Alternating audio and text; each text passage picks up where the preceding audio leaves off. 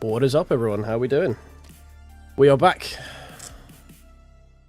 in less than, what, 35 hours. I'm back in this seat again, and we are back live. Still recovering from the 24-hour stream from the weekend, but content must be made. And we've got a good track to test, so why not?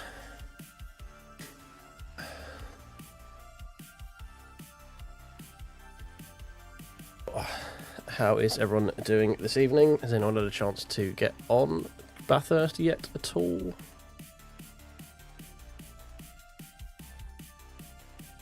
Just got a little bit of housekeeping to do before we crack on with it. Bear with me 2 minutes. I am ever the professional.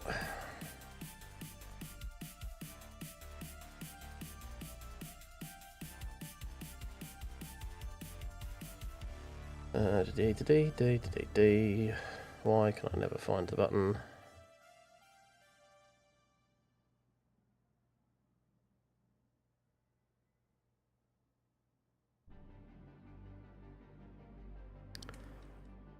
Oh dear.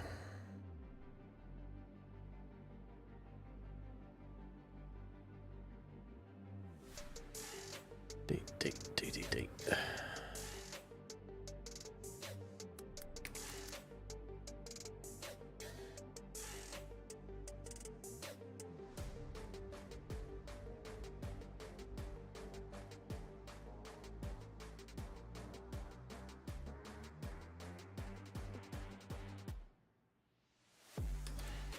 Right, bear with while I just sprinkle the live chat in a few of Discords.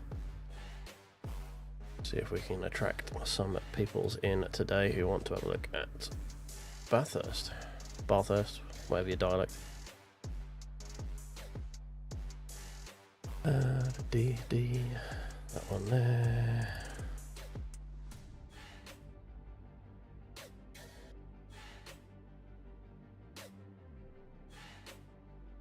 I'm gonna drop it into. Why can't I never find MPFY?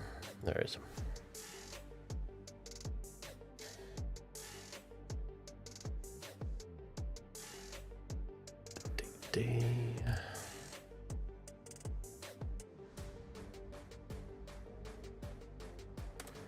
There we go.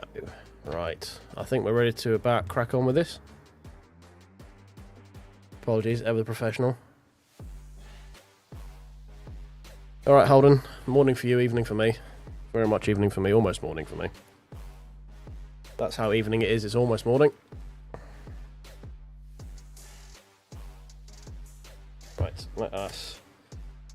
I'm going to do a quick testing first. We're not going to do multiplayer first, but if we get enough people in here who are interested, we'll do some customs over there. I just want to see if it's a selectable track. Track. Under M, I'm guessing, Mount Panorama? Mount Panorama Circuit, there it is. Right, when we get enough people in here, we'll definitely be doing some custom races for that. But first, I need to figure out where the track do and go. So, let us... You know where we're going. We're going to go straight to S-Class. We're going to go straight to... to Panorama. That's what we want. And we're not going to be messing around with this. We're going to be going straight into... Where's he gone? Where's he gone? Go on, I was dick fighting around you earlier. Where have we gone? There he is. The Holden. Beholden the Holden.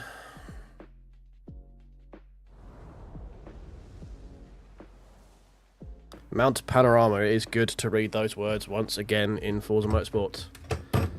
No longer the super cheap one, by the looks of it. Right. Holden, you're probably more of a you know more about this than I do. Does the this generation of V8 supercars use sequential, or does it use the flappy paddles? When I say sequential, I mean like stick shift, rather than the flappy paddles. Just going to make sure that my force feedback is down to a nice wimpy level, because I am still hurting from the stream on the weekend. My wrists and my feet are still very, very painful. And as you can hear, my voice still hasn't quite resolved itself yet. Nice one. Most of it's public road, isn't it? Across the top of the mountain is all public road. Pretty sure sequential. Cool, we'll be using sequential then.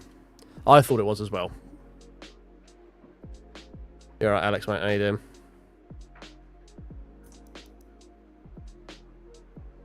Right. We're going to ease into it. It is, mate. It is finally here. It's been a while. Anyway, since I have been on this tarmac. I don't know. Some of the Stained reference. Oh. Howling Brown is my, apparently the target. So, first lap's going to be pretty chill. Be figuring the lay of the land. Okay, that curb feels... in some games that curb's quite aggressive. Feels pretty compliant. I believe this is the mountain straight. Not too much undulation coming through. Generally braking around that sort of little bit of tarmac on the left-hand side there. Obviously, we're not going full speed. Again, feeling pretty compliant at the moment. I've not got any tune on this car at the moment. Here we go, up through the cutting, so you want to go out wide. Hug the apex, which I'm not doing at all.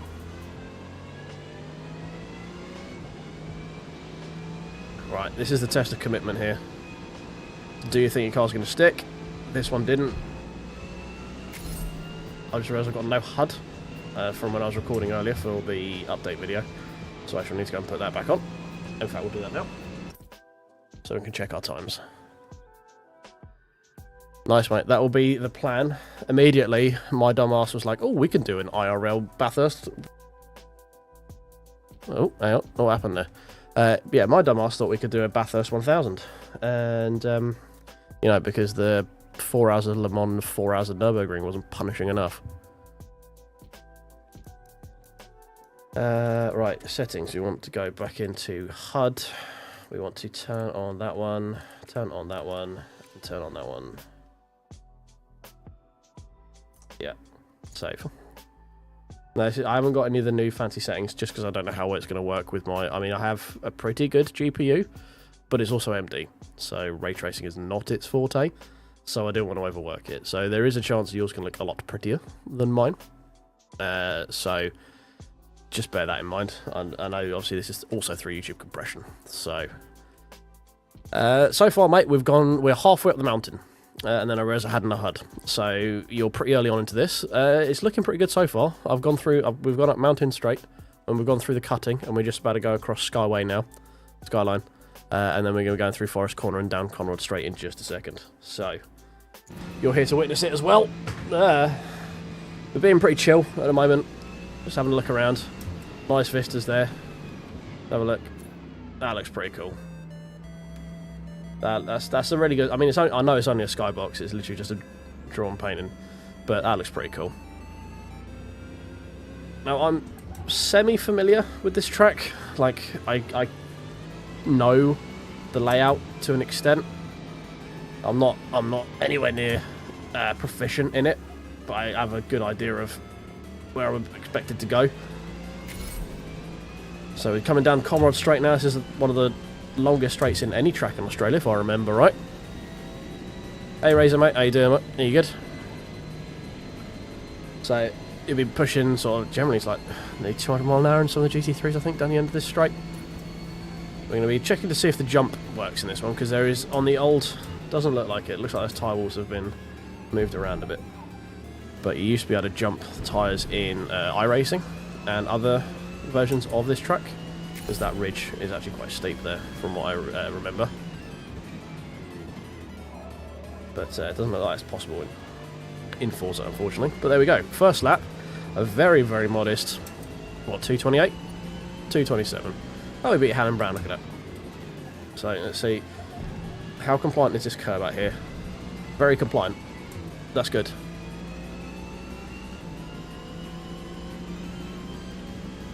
Bathurst is a track that you need to pay 100% attention to for about 95% of the lap. You get this bit here, which is relatively fine. And assuming from here you need to be on it, like I'm not, the entire time. You do not get a break. It's not like some tracks where you've got a couple of corners that you need to pay attention to. You just need to be, like, precision perfect, which is not really my forte. I am not the most precisest of person. This is the stock tune as well. I haven't done anything to this car, so it is very floaty. But first impressions, it's a very good rendition of where am I? Mount Panorama. That's the word. I know it's probably using the same texture map from where did we last have this? Was it 7 it was in? Pretty sure it was in 7. So that's one of the trickiest braking points there, is coming down into this little fiddly section. But yeah, I mean, the corners are where I expect them to be, and they're about the radius I expect them to be. So I have raced this track a number of times in a number of different sims. Recently I did it in Race Room. The video for that got lost, unfortunately. But yeah, I am familiar with the track, we'll put it that way. You got on the 208s, is that in the GT, what, in the GT3s was that meant to? Or are you doing it in the V8s like I am? I know I'm using ABS, which is not right for V8s, I am aware of that, but I also have my feet are killing me right now, so.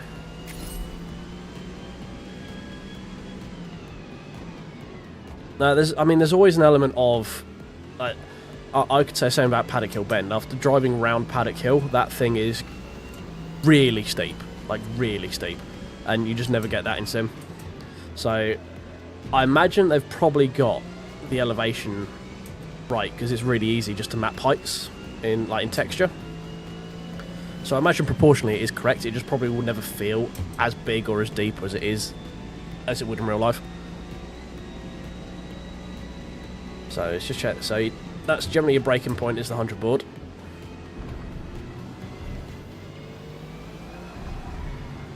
The curbs are pretty compliant. There's no sort of big lumps or ridges in them from what I'm feeling through my force feedback. Obviously I am only running it a little bit lighter than I would normally.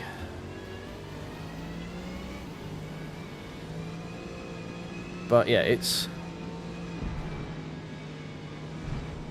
feeling pretty good. It's feeling pretty good.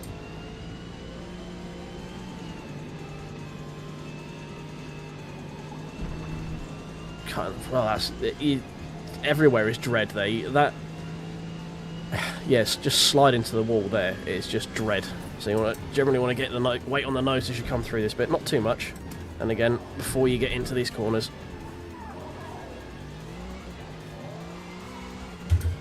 There we go. Again, I am not someone proficient in this track at all. If I race it in ACC, it is generally within 3 laps I'm backwards, upside down, with the bits hanging off.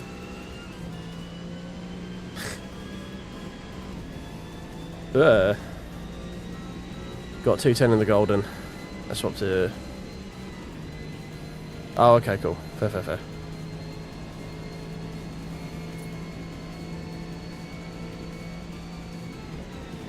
Oh, squirrely. Okay, we're building confidence. As I say, I haven't tuned anything yet, so this is not going to be anything rapid. But we're using the Holden Commodore, because why would you use anything else when Bathurst comes out? Oh, a bit late. That track, that curb there gives you a little bit of push around, so you can use that to try and help straighten the car up if you're not going too quick into that corner. Next up is Obi-Wan Jabroni. Right, let's go get Jabroni, shall we? Oh no, I beat Jabroni. Next is ETH. Right, come on then.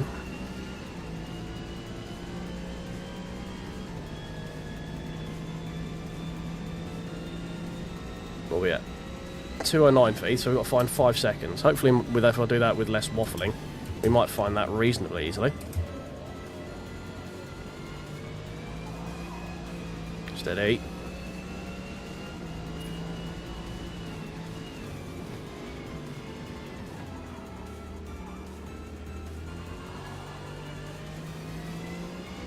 God, you just got to treat this bit with so much respect. Oh god, because yeah, you have one of them in the wrong place and that's it, done.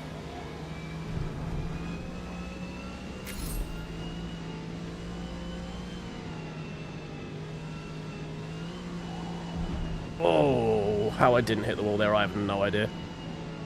It's got... Okay, yeah, this thing desperately needs to tune. There is no front end to this at all.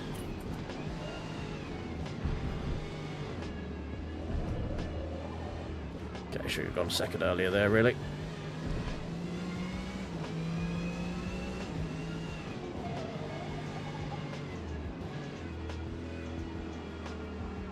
Yeah, there's no front end at all, it's just washing. We're up 2 seconds with a moderate amount of trying.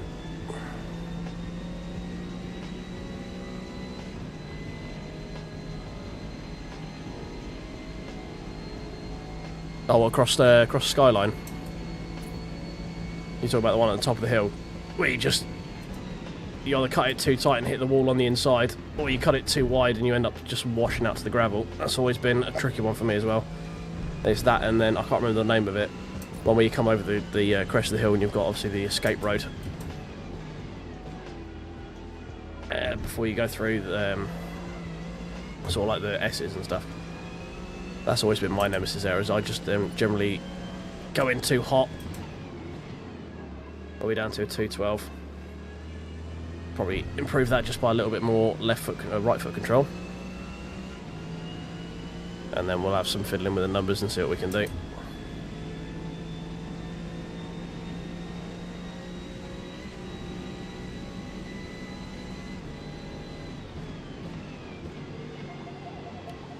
Definitely need some more front end in this thing. It's just vague as anything.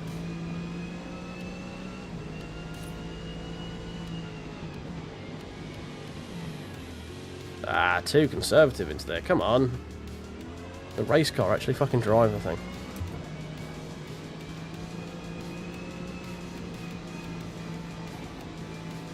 There we go, that's a bit better.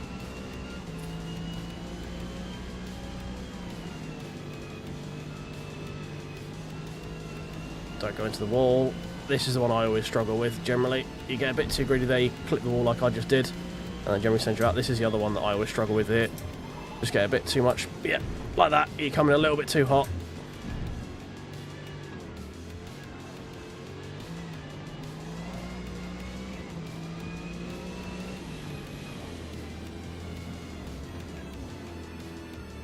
Oh, come on, turn. Slower.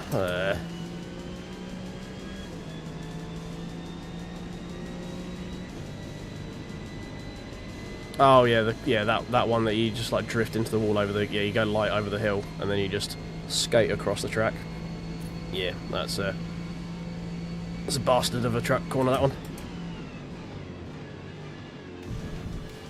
Right, we got through that corner a bit better this time.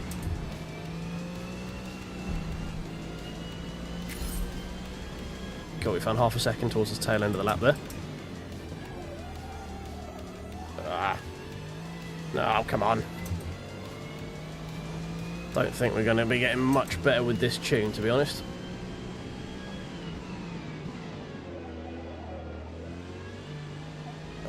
Way too conservative through there. Yep.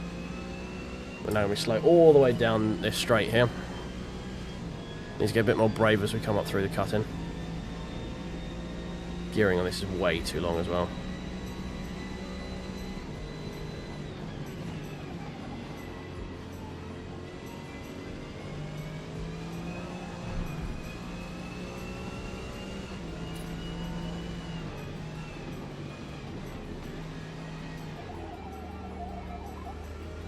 Just got no front end through this part.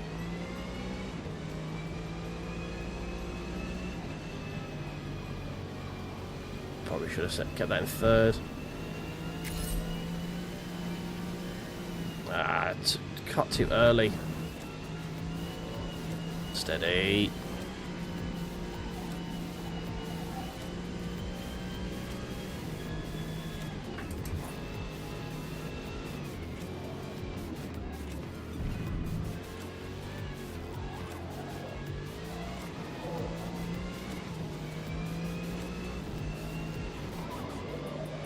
So yeah, massive respect for guys using these V8s with the actual sequential in real life. I'm struggling enough and I'm sat in the comfort of this chair in my front room playing pretend.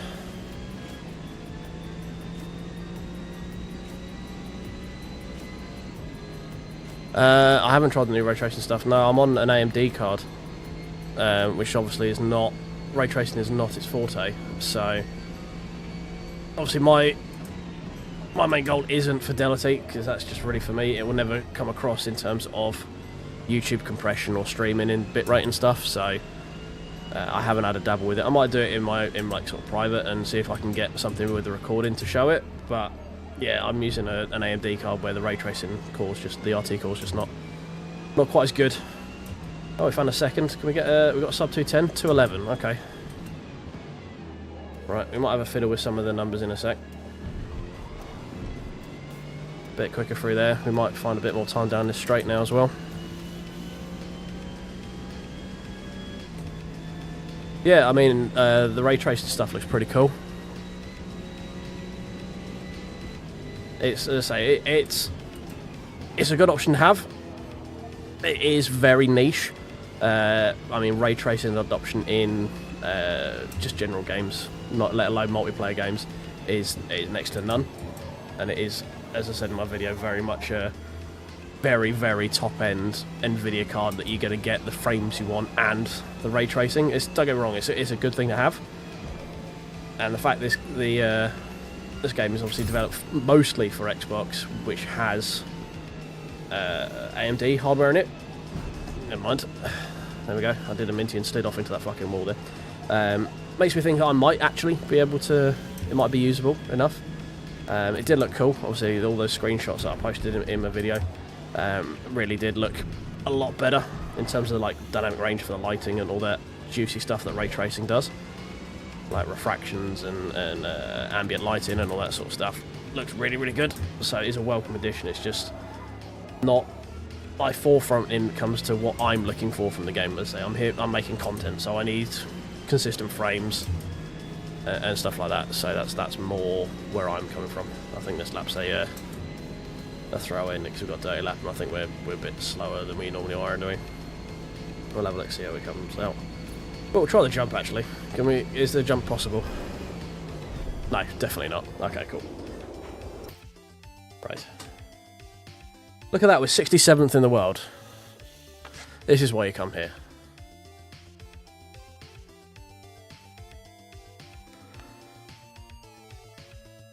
Well, did you end up like hitting it enough that it's now actually like in Adelaide? Is that how much you bounced off of the wall there?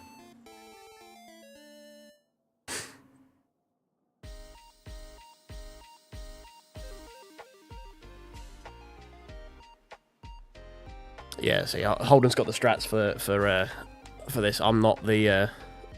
I kind of know what I'm doing with Panorama, like I know where roughly each turn should be, but I am anything if a master of this track. Yeah, it will make it look good for me. I don't know if it will have any improvement for you. If anything, it'll be a detriment because my frames will be lower. But again, I'm only outputting at like 30 FPS as well because streaming. So like you might get it in videos, but I'd rather just play with it myself. Like I'll just leave it in normal, to be honest, and how most people can experience the game anyway. So 4070 Ti and a 3700K.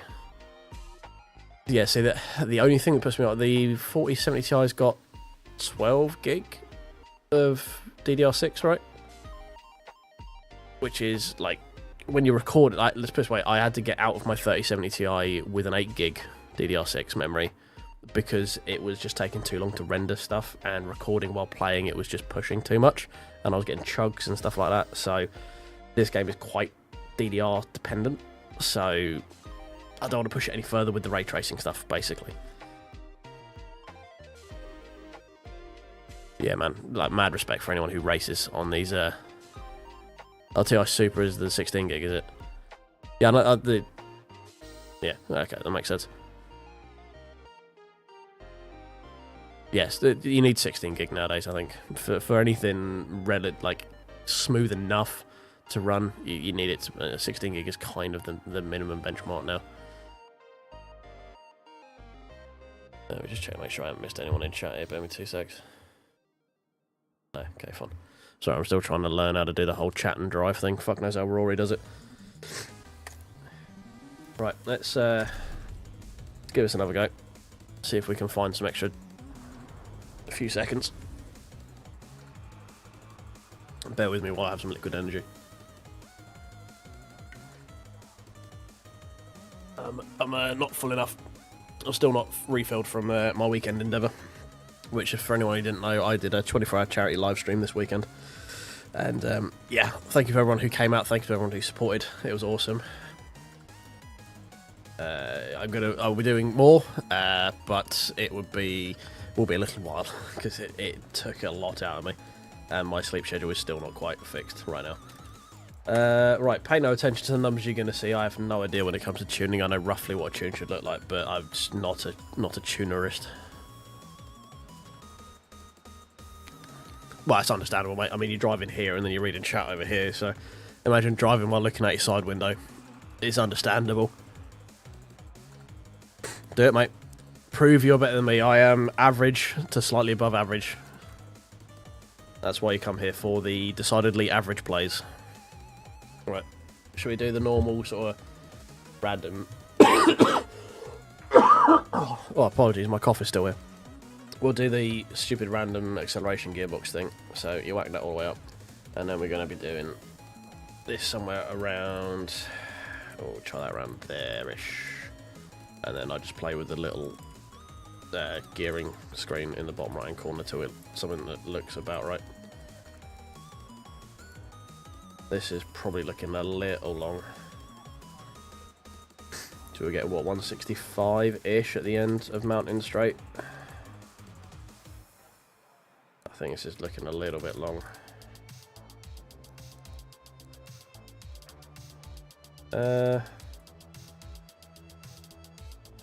What for? Yeah, let's bring that down that way a bit. Yeah, good launch gear going. Shorten the box a little bit.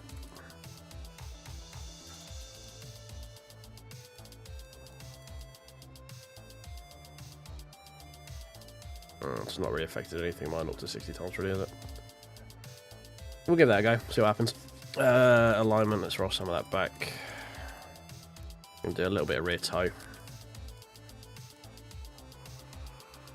Just try and get some stability out of the corners. Need more front end, definitely, because we were struggling with that. Okay, that's a lot. That's very stiff front end. That would explain some of that. To even some of that up. Bump stiffness normally sits somewhere around here. Slightly softer there. Rebound goes the other way. Normally something like that.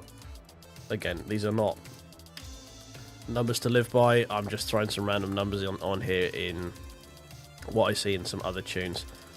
Take some of that out. I think that's what we want.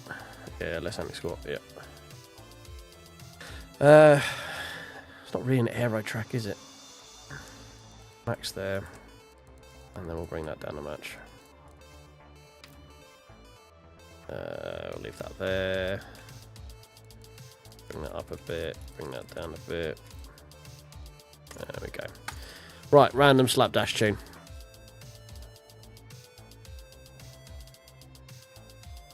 Yeah, it's basically what I've seen in the spreadsheet tunes for the GTs, and I assume it works. I could probably find some other tunes elsewhere. Problem is, because I use the wheel, I can't really download tunes very often because people don't change the full speedback settings, so I have to make my own, which means I've got to try and find unlocked tunes. And I'm thankfully, Forza's not like it is in other games like iRacing or ACC or stuff like that, where you have to go into this. Everyone's super secretive about their tunes. You cannot have my tunes, they are mine. Oh, I need this extra 10th, my super secret special numbers. Thankfully, people are a bit more open and welcoming in Forza, but yeah, I can't use off-the-shelf tunes generally, just because my tiny little wimpy gamer wrists cannot handle it. And I don't have to go into the Moser settings and fucking about with the force feedback strength. Right. Dear. Let's see if this feels any more controllable. The other one didn't feel bad. Gearing's probably going to help a bit. And, yeah, just a little bit on corner exit for stability was pretty much all we needed. Front end grip was a lot of it as well. But obviously when you trade front end grip, you increase the chance that you need more rear end stability.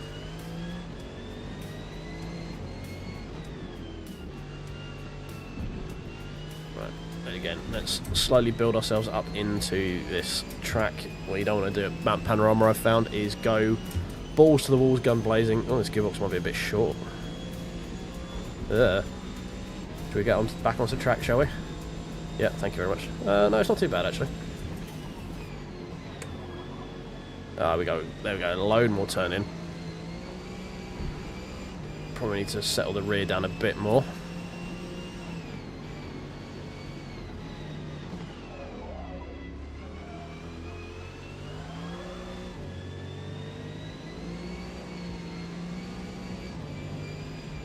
I don't remember fiddling with my ride height, but I probably did. Probably wrong. Ride height's normally where I suffer. Okay, it felt pretty good over that ridge there, to be fair. Didn't feel too washy.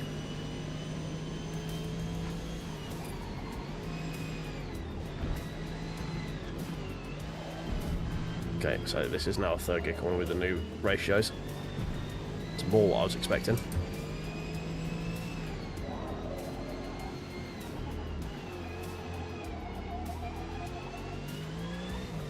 There we go, that felt a bit better.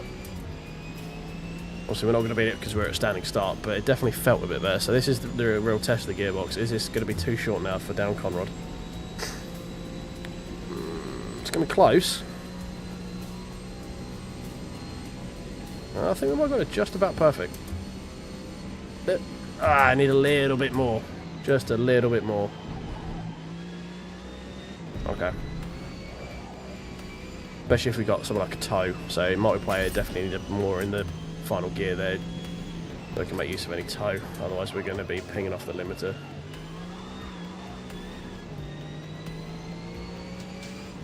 Might need to keep it in third for that corner just to keep the rear end in check. 214 opener. From a standing start being pretty passive. It's pretty good. 3 seconds off that already, so we're already looking at a 2:11 to begin with. Get on the Rucking racetrack, you fool.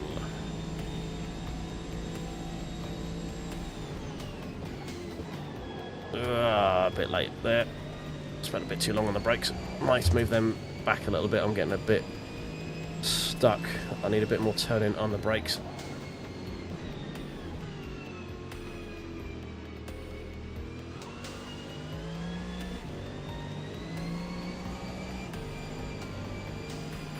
Yeah, let's get a little bit twitchy over that ridge there. Oh, that was the wall. I need to drift wider there for that corner. Keep cutting that too close. Makes the entry to the next corner way too fucking tight. Still very floaty there as well. Mind you, we did lower the rear downforce a bit, didn't we? So, oh god. This is definitely a lap to forget about.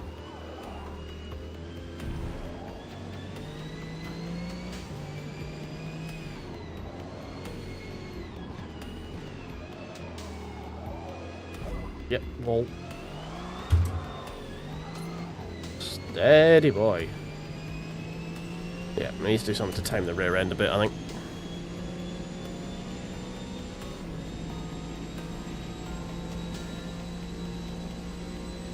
Any suggestions from better tuners in chat are welcome, because I haven't got a fucking clue what I'm doing with numbers. I know roughly what their tune should look like, but when it comes to dialing stuff in, that is not me. I'm a set a tune that works kind of guy and leave it.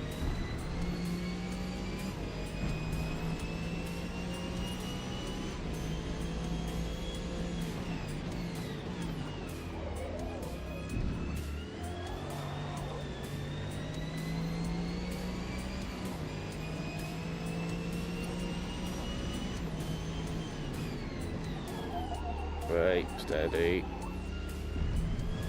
Let's try that again. Yeah, okay. Might do a little bit because that's a weird mix of second, third, that corner right there. The second feels a bit too low. Sorry. Second feels a bit too low, but third feels a bit too high for that corner.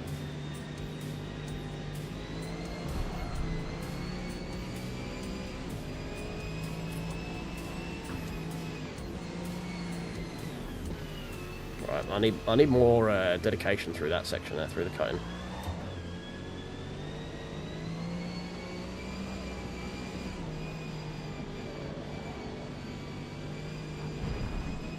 Right, we're going to stay wider through this bit.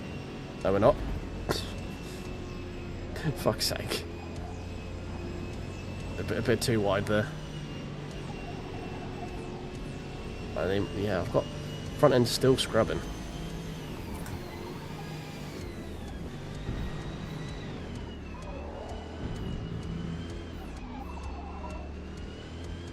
Just not getting the bite in the front end that I want. Like, it has more front end, but now it's still starting to wash.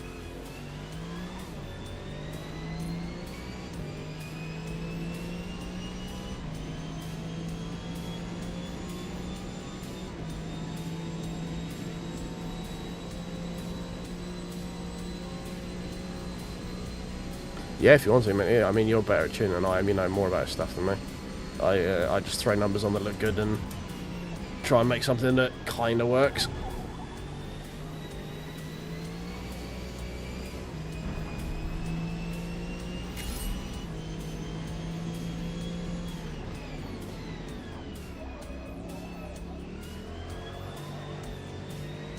Bit better through that. I mean, I know these sort of cars are never going to be perfectly planted because that's part of the fun of them. But something a bit more reliable when it comes to pushing would be nice.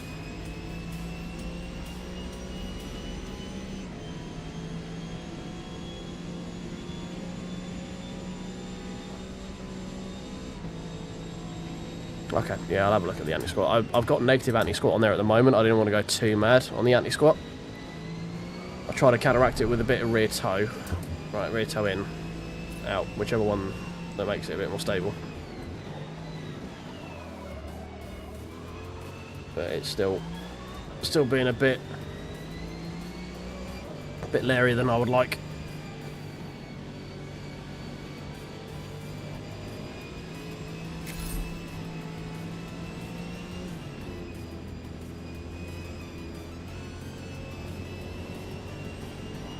I feel like I'm giving up so much time here because I'm just like coasting.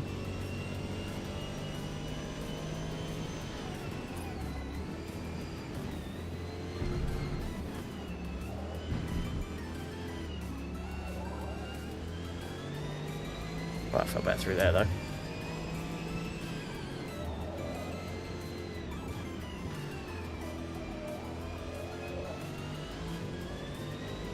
Short shifting will probably help a bit as well in the traction areas.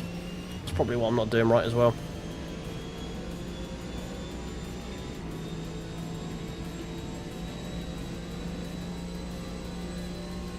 Oh man, I've watched so many guides about how to tune, but it just does not sink into my grey matter, like at all. People tell me stuff, and I'm like, oh yeah, that makes sense, and then I do it once, and I forget the next time, I'm like, and then I just throw random numbers at it and find something that's kind of drivable. But I have a very bad habit of driving to the car. 2:11.7, that's still slower than we had, that's not great. So I've tuned it and we've lost half a second. Not good.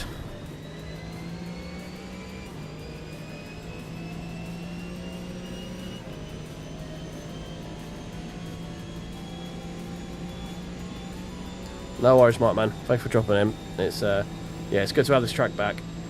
Shame it took this long, but it's good to see it in. I definitely need to move the bias back a little bit. I think we're giving up some time on the conrod as well.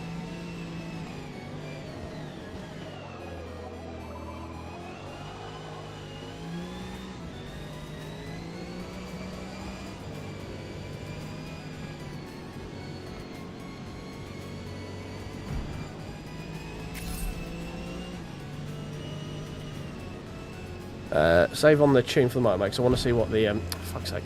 I want to see what the bop is going to be for the endurance. So it'll be tuning it to whatever that is, basically.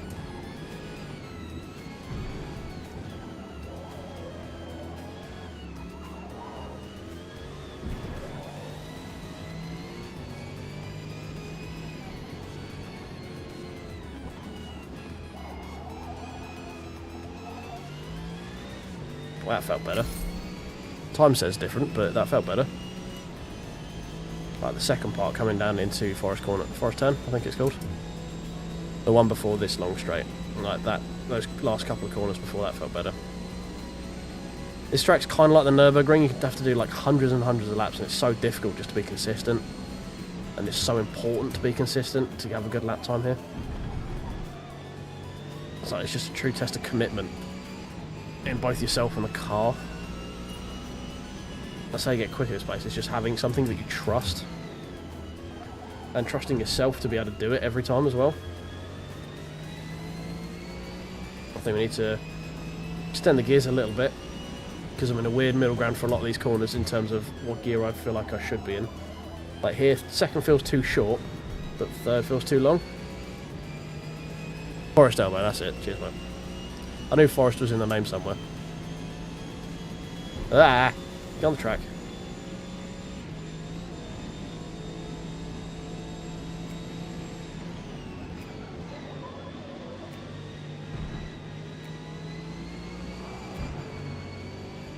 Right, felt better. Was slower.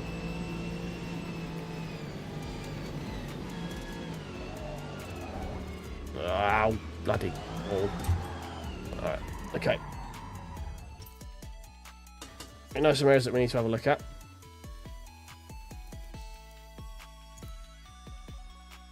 Why does it feel like I'm playing Pokemon? Let's skip that one.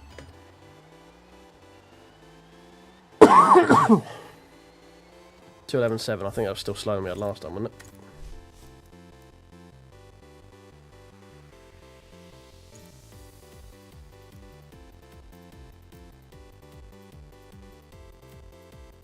What we got? So Mitty's at a 2:08.7. Yeah, 2:11.1. So we're actually quicker in the stock tune than we were actually tuned. So we're going in the wrong direction, which is good. That's what you want to hear.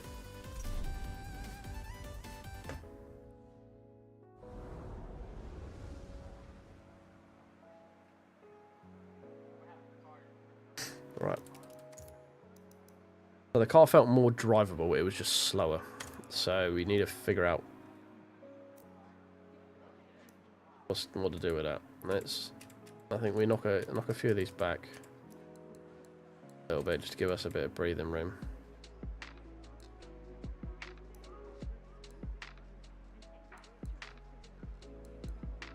That went up. How did that? What did that go up for? 0 to 60. Oh, that one. Okay, so apparently that is optimal.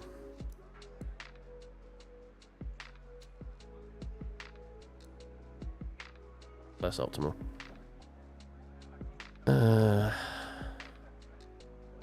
Yeah, mate. It's a tough old track. I've forgotten where we were now. I'm just going to make these a bit longer. And hopefully that will sort it out a bit for me.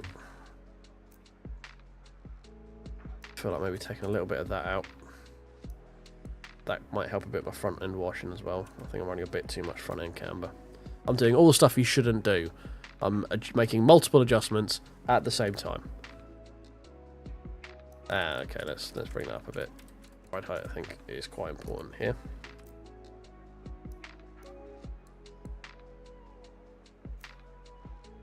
And then I think final adjustment is going to be doing that. Take a little bit of anti-squat out. And maybe get a bit more rear downforce for going across the top of the mountain. And I'm actually going to move that rearward a little bit as well.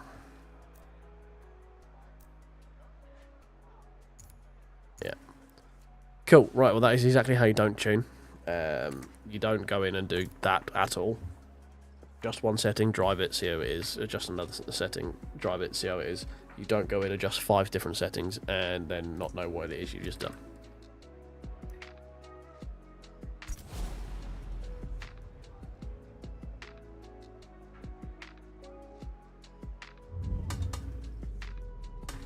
Hopefully, the gearing might have actually fixed a fair bit for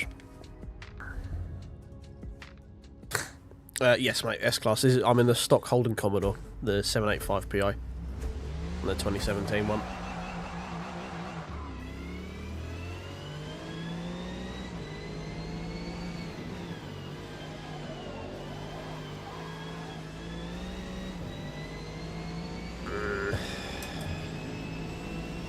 First corner doesn't fill me with confidence.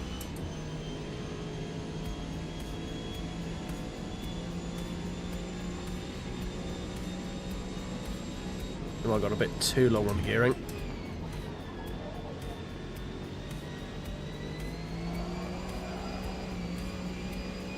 Okay, some of this could just be left foot, right foot training. Okay, trail braking feels a bit better. It's still not perfect, but it feels a bit better.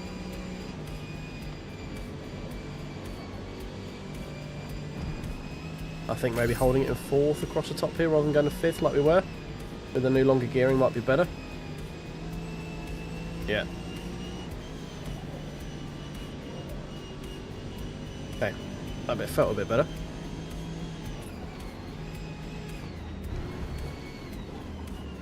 Whoa, carried a bit too much speed into there.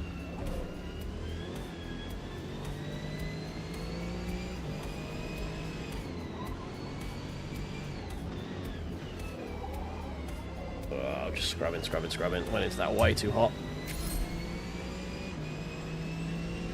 That's the thing, you get out of position in one bit of the corner, in one part of that bit of the track, and that's it. You're just off the flow, you can't get back to the bit of the track you need to get on, and it's just shit for the rest of that series.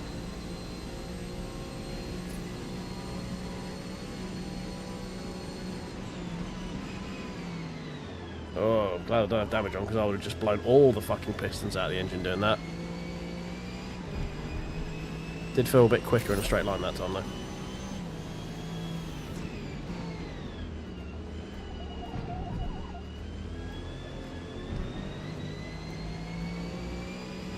We did 2:14 on our first lap last time, 2:13.8, so that's going in the right direction.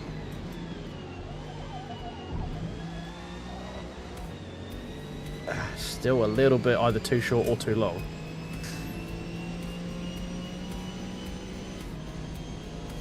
Ideally, I want to get into the 210s. If we can get 210s, definitely sub 210s in the Commodore, that'll be good. Oh, I'd have got a second. That was a bad idea. That was a misshift. Well, it wasn't a misshift, it was just a brain fart.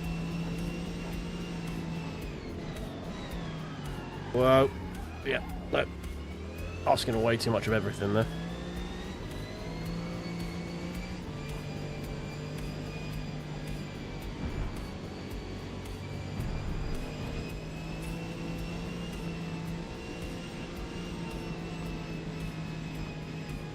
Oh, that was close.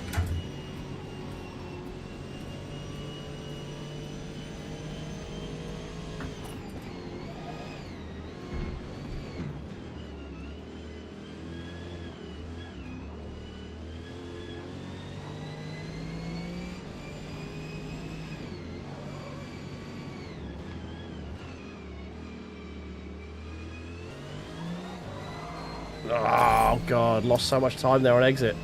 God damn it.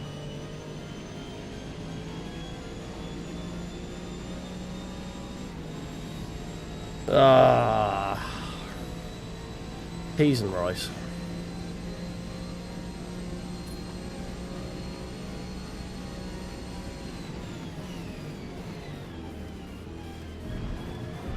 Okay, so you can get super aggressive over that curve.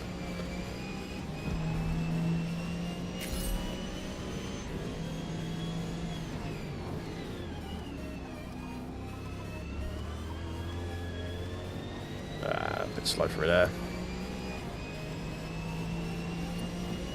Cool, we're in the 210s. We've found half a second. So, whatever we're fucking around with has worked this time.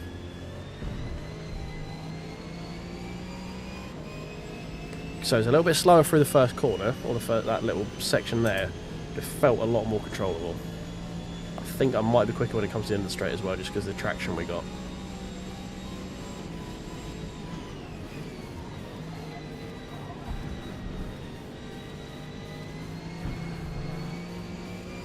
Yeah, we are. Cool.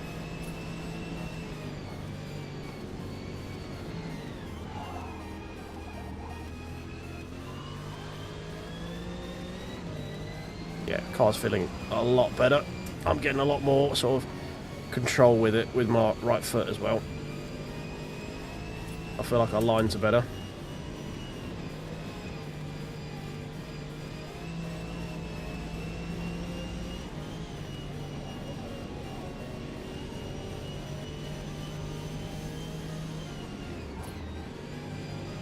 But conservative there coming into the S's. Oh, didn't like that bit there. Did not like that. Steep drop. Right, this corner is crucial. Good exit. Don't hit the wall. No, you penis. God damn it.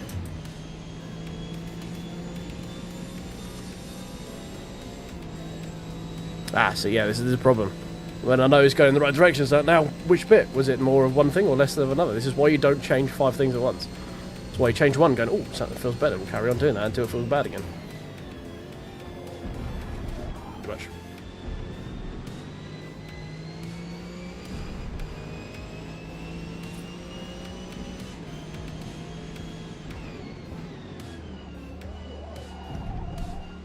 Oh, yeah, I mean, I'm kind of glad that they have fixed some of the ghosting before bringing this in, which an apologist would say that's part of why what they did. They didn't bring this out until they got a handle on, like, off-angle ghosting, people parked in weird bits of the track and stuff. So there's part of me that's, like, glad about that, because, yeah, all you gotta do is watch accidents going through the cutting or across Skyline, and yeah, you can see that it is absolute carnage if one person gets it wrong, especially in like stuff like ACC.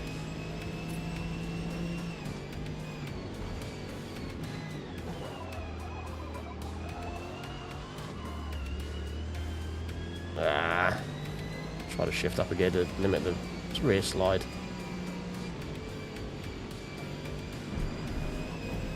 Notice ever since I feel like I said I feel like we're getting a better feel of the car and the track. I've been driving like a dickhead. You notice that? I'm not going to say they're related. I know the difference between causation and correlation, but they don't always have to be mutually exclusive. That's bad. I had to stay on the brakes there and had no grip or turning.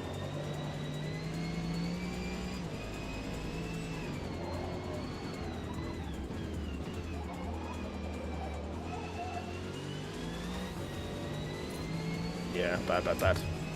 Bad.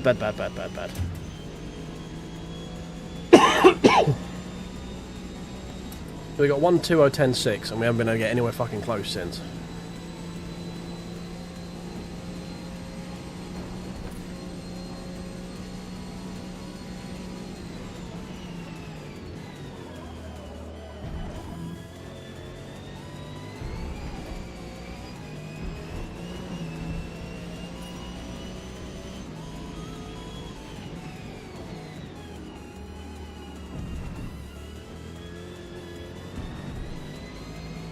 Yeah, that curve doesn't give you much by way of sort of encouragement back onto the track, but there's a little bit there you can use.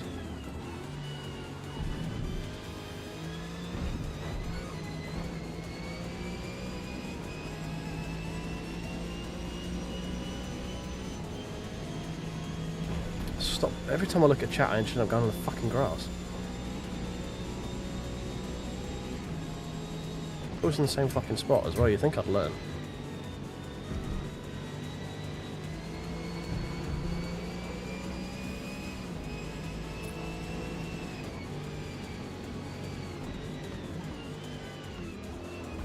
Ow. Balls. Right. Just gonna skip that one.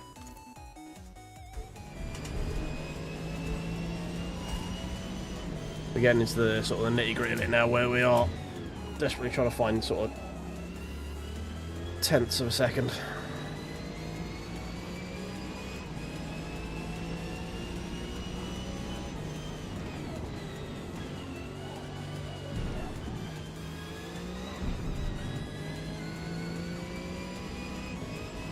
Just, holding third in there might still be the best option, you know.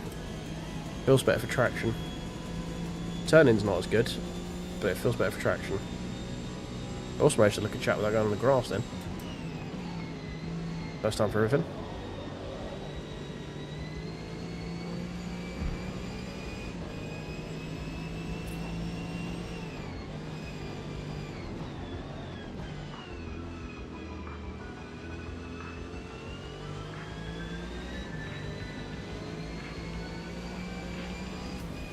A lot of this is learning where to give like sort of subtle lifts just to stop the sort of rears from breaking traction.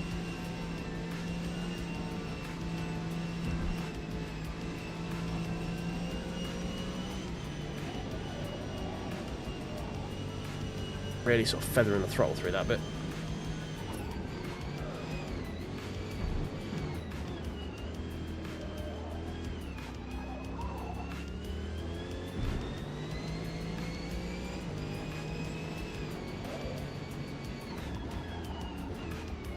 Oh, bit slidey, bit slidey, bit slidey.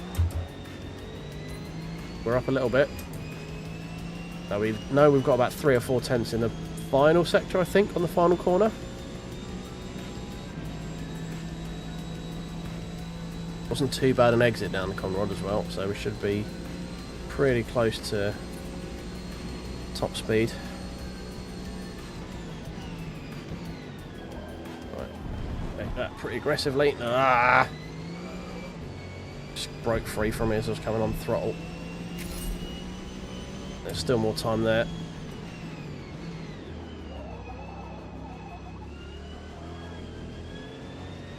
We lost a bit of time there as well, yeah. We're losing time all the way to the line. Yeah. So we know there's another 3 tenths at least in the lap. Ah, no.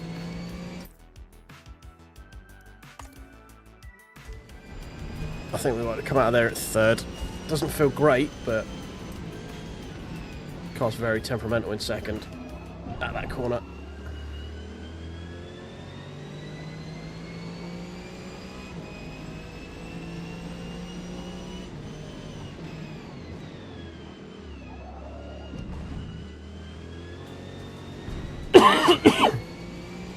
Yeah, see, it's so much better traction out there if you just hold it in third.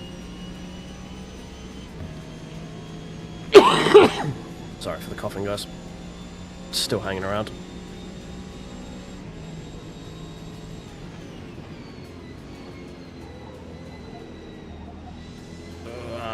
No, definitely a third gear corner, that one.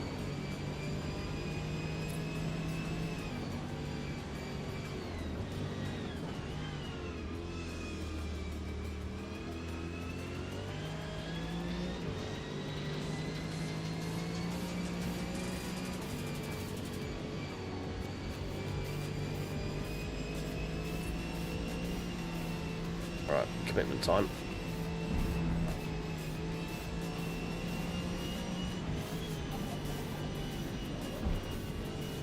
There we go, it's better. Slightly earlier turn in there. Oh, no, it wasn't, apparently. Half a second down now.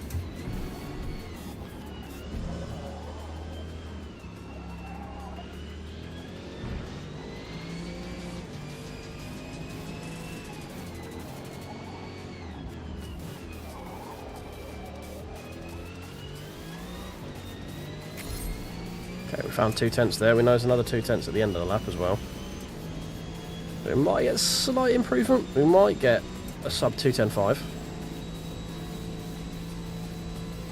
But we are really sort of into trying to get robotic hot lapping sort of speeds at this point, which is not my forte by any stretch of the imagination. That's a better drive out of there.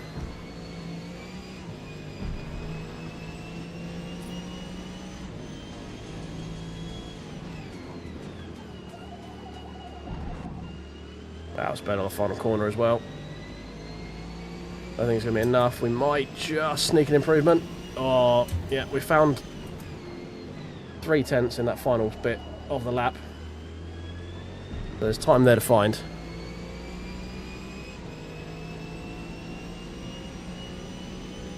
Yeah, across the, when you come across Skyline, yeah. Though it's the same one Minty was talking about earlier. It's tough. I find balancing it on the throttle, that bit is probably the better way of doing it. You definitely don't want to be at full throttle. You kind of want to be at least half throttle, maybe a bit less. Less likely of breaking rear traction. That felt a lot better. Like if you watch as I come through this bit, you just have a look at in the bottom right just how much I'm dancing with the throttle at the moment. Just trying to keep it. Any time that the car goes light, I'm just trying to just dance that car on adhesion. And we've gone wide there. God damn it. I wasted at the first part of the that lap was. Oh, God damn it. So yeah, that's sort of my main suggestion for that bit is just that part of the track you really need to sort of be sort of Tony toe taps on the throttle. You just like just feathering it, or obviously finger toe taps if you're on a pad. But yeah, with a pad I can imagine that.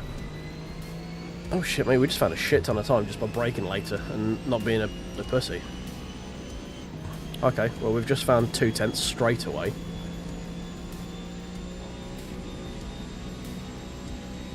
Turns out if you just brake later you're quicker. Who knew?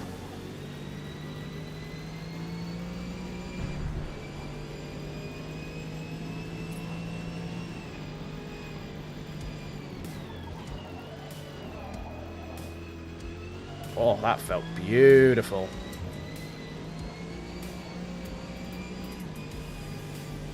So yeah, just to say, have a look how much my foot is sort of dancing on the throttle at the moment.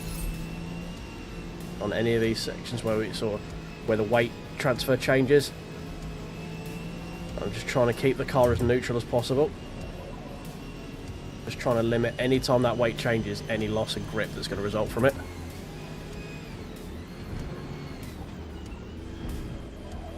I'm talking like I actually have a fucking clue what I'm talking about. I'm a fucking pleb who just makes videos on the internet.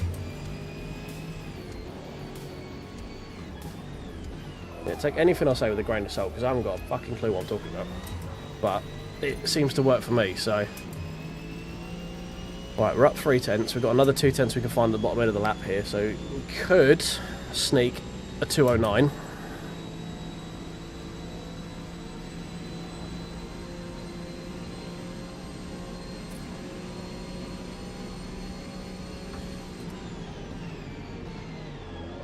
No, not with that entry, we're not.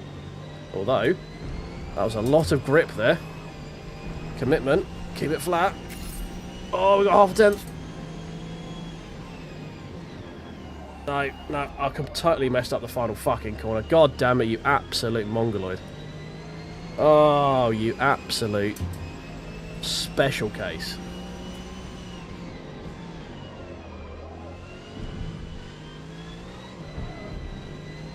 God damn it, that was the lap. That was the lap.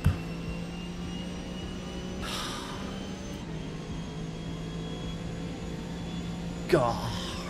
Don't you hate it when you've done that? You do all of it and you just choke on the last fucking corner.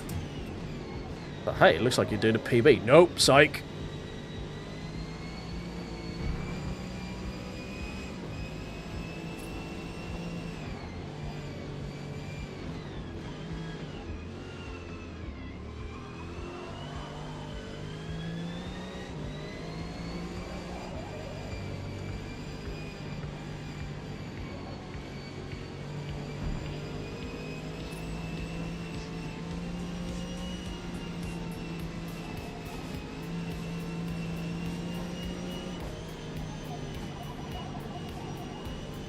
Can we salvage this lap?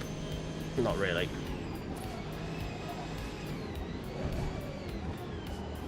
Oh, that was hot into there. Kind of made it work though.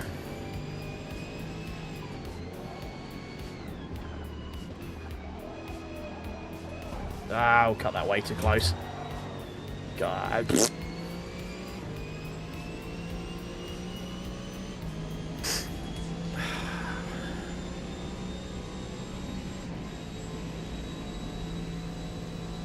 God, putting it all together at this track is just so difficult.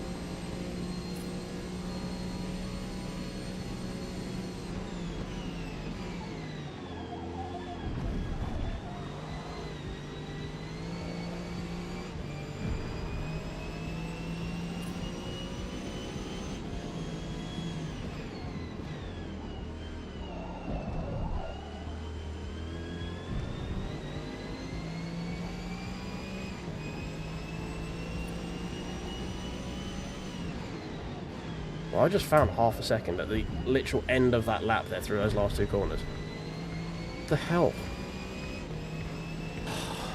Where was that when I absolutely messed up? God damn it. Oh, I hate hot lapping. It's just infuriating. It's just constant reminders of just how bad you are. That's all hot lapping is to me. Because I don't have the precision needed to do it. I'm not an robot.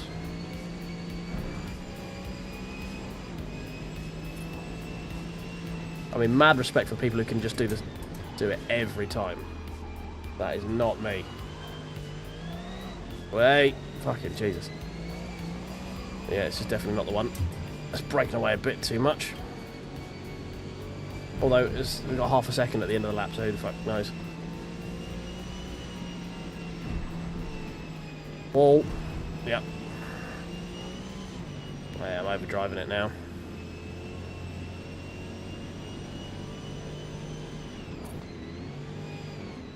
Oh, she wanted to spin then.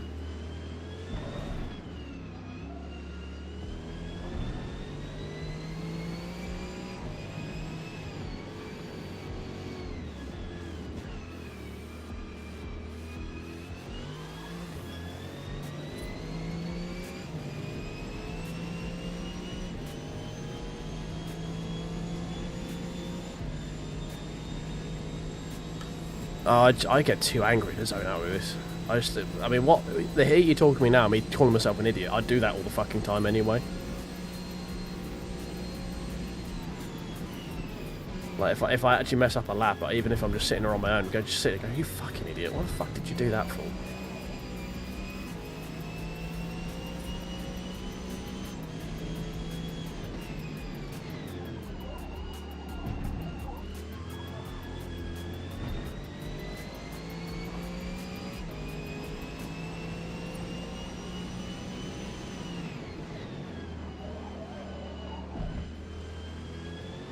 Yeah, okay, third is definitely the play for that quarter.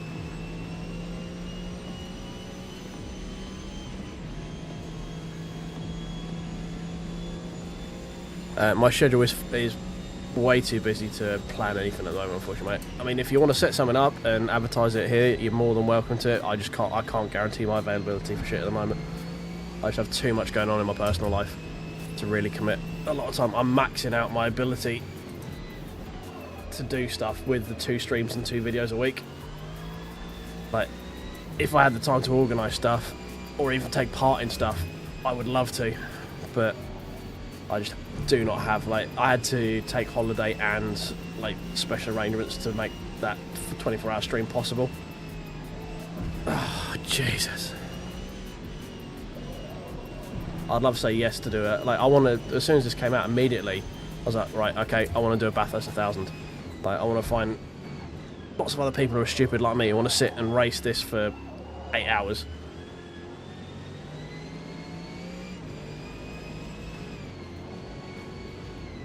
But I just don't have the ability to do it, unfortunately.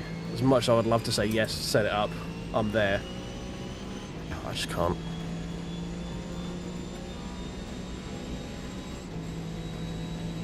You know, anything else, I mean, at the moment I'm getting maybe 5 hours sleep a night around working 50 hours a week and all the other stuff I do on the side as well. So it's just, it's like people say, why don't you do league racing? It's like, I just don't have the fucking time. Just don't have the time.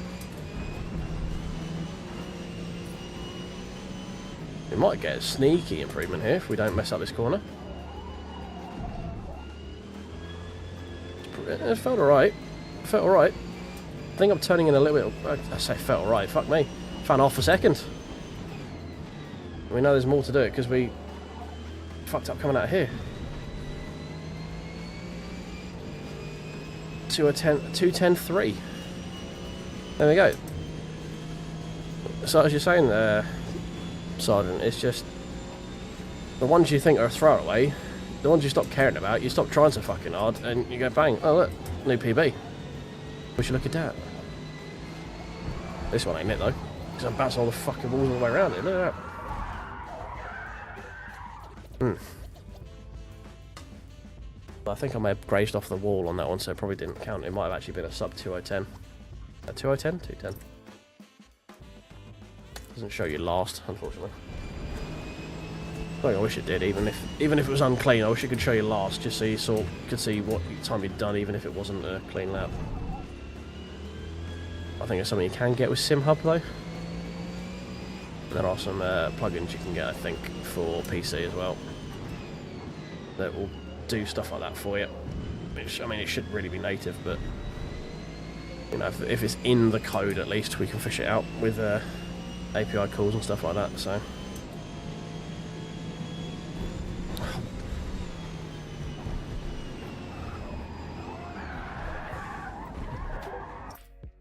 What did I do? Look at chat. I looked at chat. What did that make? What happened then? I crashed.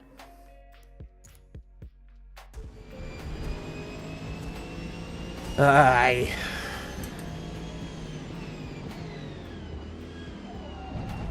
Yeah, I feel like I can. Apologies. I feel like I can come in a bit wider there, take a better angle.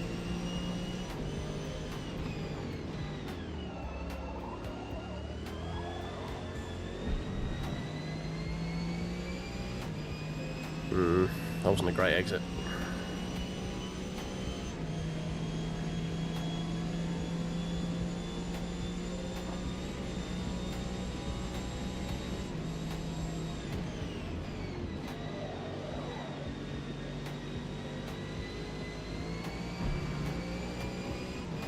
Yeah, I lost time down that straight.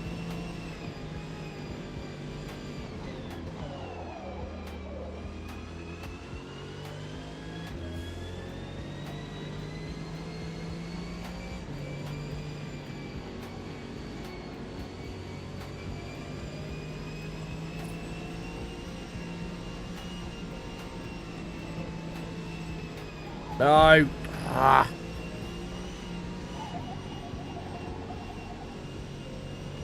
God damn it. Alright. Right, I'm annoyed now because I think we had a 209 on the cards. And I bashed into the wall. So we need to try and get that back. This ain't the one to begin with.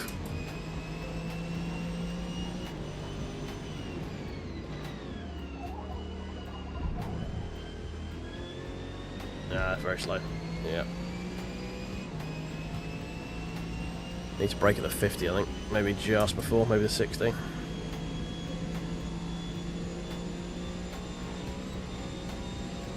No worries at all, mate. Thank you very much for taking part. It's only as good as the people who got involved, and you got involved, so thank you very much for that. We're currently driving ourselves mental trying to chase a 209 something in the V8s over Panorama, and we've slipped into overdrive mode, where we keep making mistakes because we're trying too goddamn hard. That's right, it's the rare event where I'm actually going real sweaty and trying to actually do something. Oh god. We're just going to skip this one straight away. Got way too deep into the braking zone, that one. Yeah, rare event where I'm actually trying to get sweaty and chase lap times.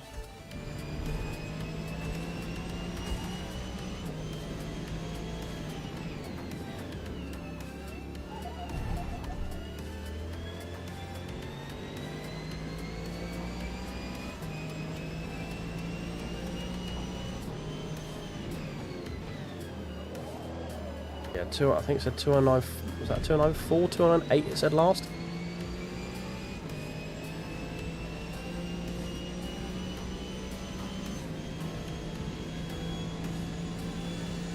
Yeah, we got down to a clean 210.3. I think we got a 209.8. But I bashed off the wall going across the top of the mountain. The same one everyone slides into over the crest. And oh, I didn't pay attention and I shifted up late.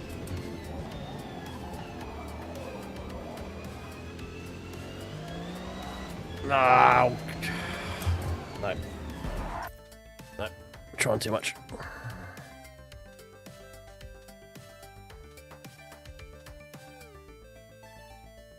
It's all just about getting the flow in that bit, and it's making sure you're in the right part of the track to start with.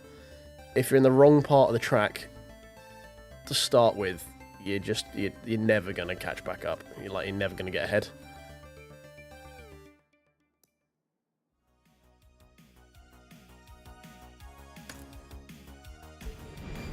Yeah, there is a finesse getting this fucking thing out of the corners.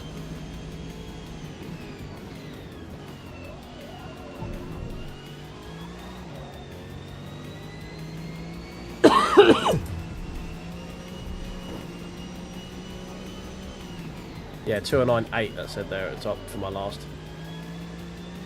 So that's what we're chasing. Really looking to try and get a sub 210. If I get 209 something, I'll be happy with that. Because Eth, my rival at the moment, did it in an 800 PI Generic GT4. So if we can do that in a bog standard Commodore, I'll be happy. We've lost time down the straight again.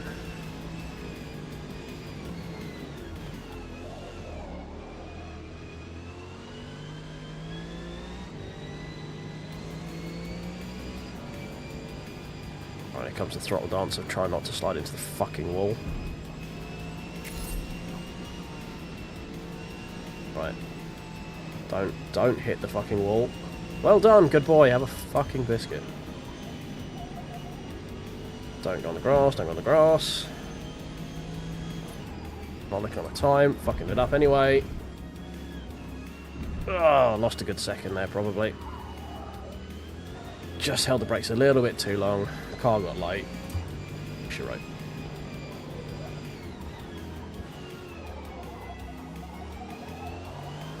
Terrible exit through forest, but in there as well. Right, we're not going to give up. We've got a clean lap, and we found half a second at the end of the lap last time when we got a 209.8, so it only might be a slight improvement, but I'll take it right now. We've had a good few laps where we haven't done anything.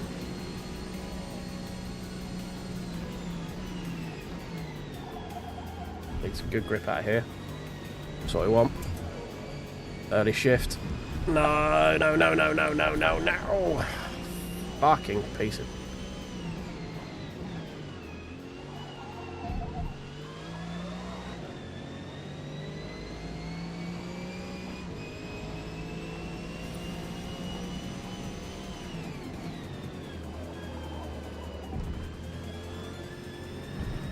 Right, that felt good. Come on, this is the one. This is the one. Don't mess it up, you fool. Don't mess it up.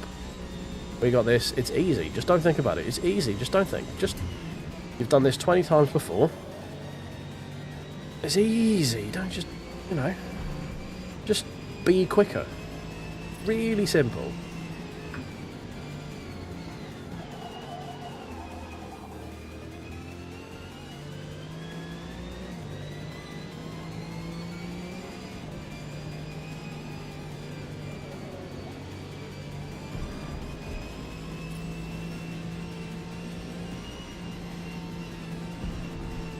No, no, no, no!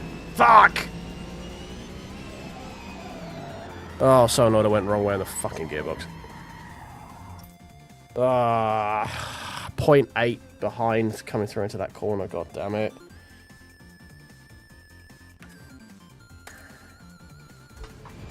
Right. Just be quicker. It's really simple. Just Don't be bad and be quicker. It's two really, really simple endeavours.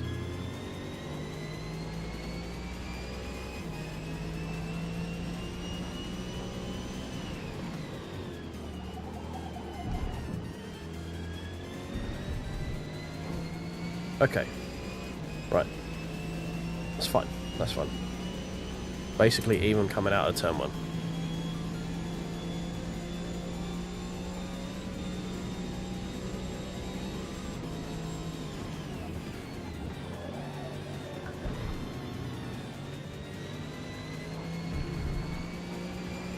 Okay, that's not so fun.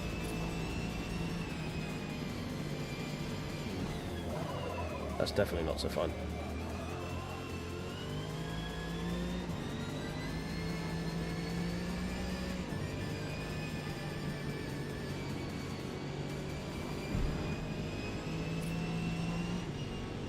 No, staying fourth.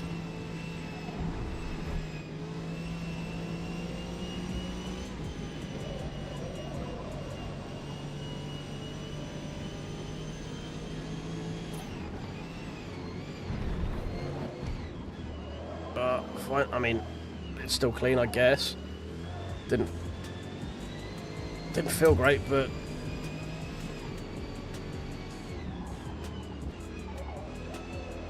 don't cut us too close.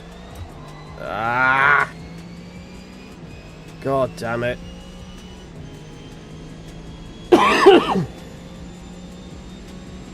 think we'll be losing a lot of time down the Conrod here.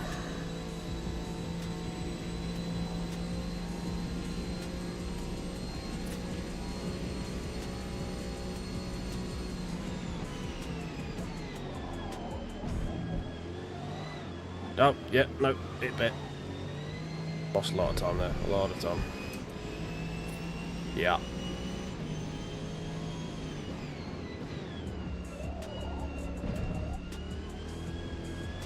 It's good final corner though. Okay, so there's fucking 8 tenths in that final corner. Why is it I can only do that final corner well when I've already given up on the fucking lap?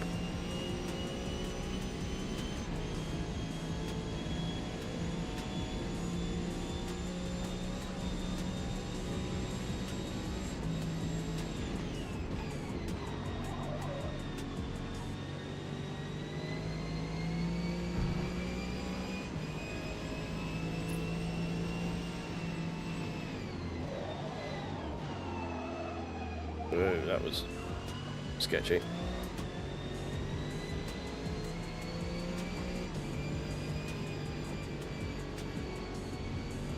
Right, now don't slide into the wall. Don't slide into the wall. Don't slide into the wall.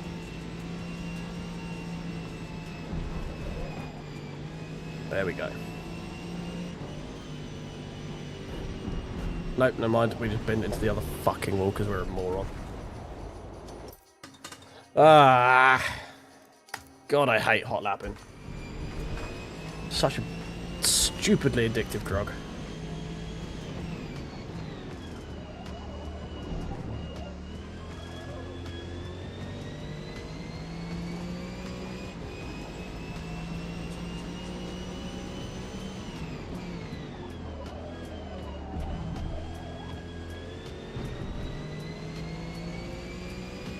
Right, we've found time in T1. It's the first time for a while we've done that. See if that translates to anything by the end of the mountain straight. Really depends on how settled the car is coming through here.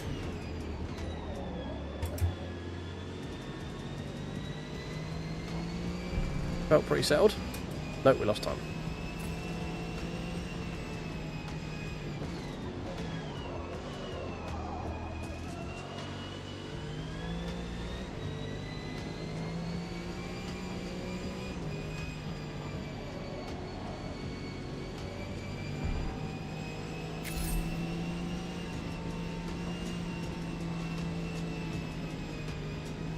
Oh.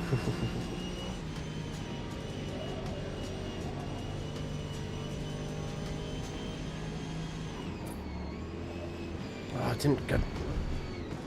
I got all wimpy with the fucking sequential then.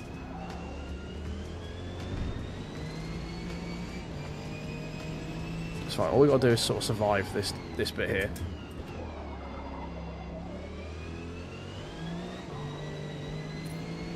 Oh my god, we're actually up. Jesus. How the hell did that happen? Right, now don't fuck it up.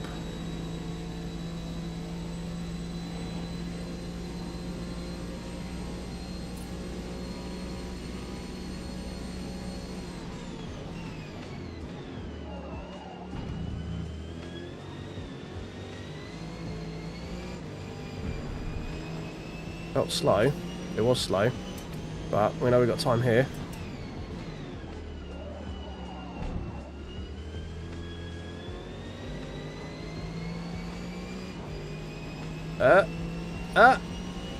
Just we didn't beat East, but we got 209.996. I wanted a 209. We got a 209.99. Almost basically a 209.999. Oh god, no! I just want to try and see if I can. I need another 10th.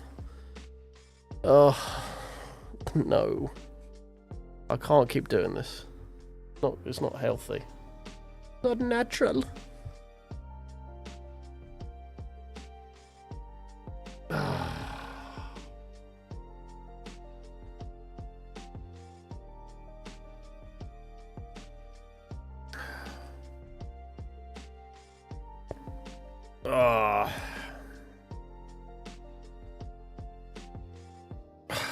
God, it's like it's a 10th away. Are you having to re-download the entire game, Holden? Did you uninstall it? I mean, it's understandable if you did. I know you've been sort of out on FM for a while.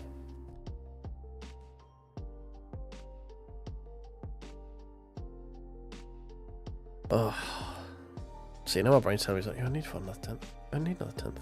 It's taken me 15 laps to find those 4.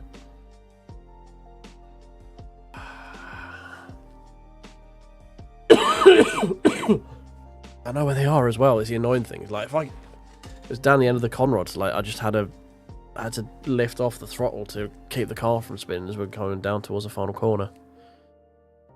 We dropped, like, probably 3-4 tenths there.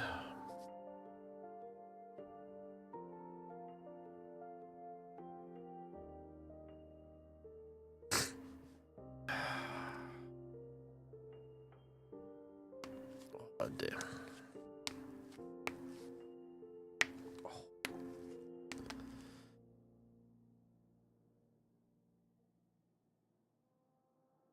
Okay, that's weird.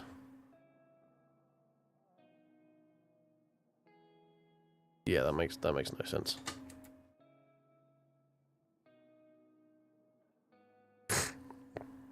Yeah, I'm sure with some practice you will, mate. You're already down to 212s. I know it's laws of diminishing returns by the end of it, but my setup is anywhere from perfect.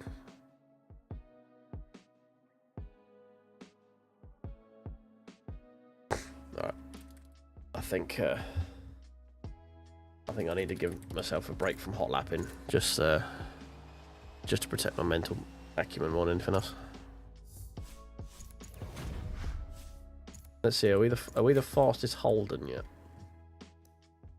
Look. Results. Has anyone taken a Commodore quicker than me around the mountain?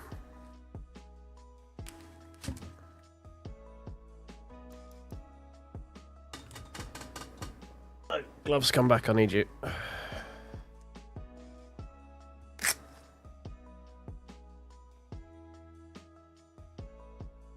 Oh mate, I'm nowhere better than average.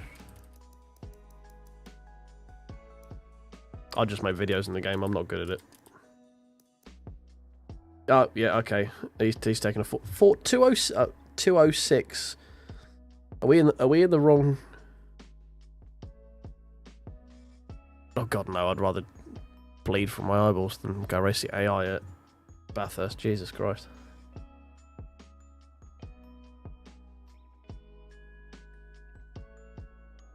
Right, well, someone's taken a Ford Falcon at a 206, so they are 3.5 seconds quicker than me in the Falcon. Are we just in the wrong car for balance? Is the Falcon just better at the mountain?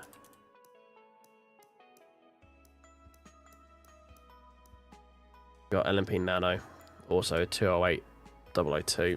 So same car, a bit quicker as well.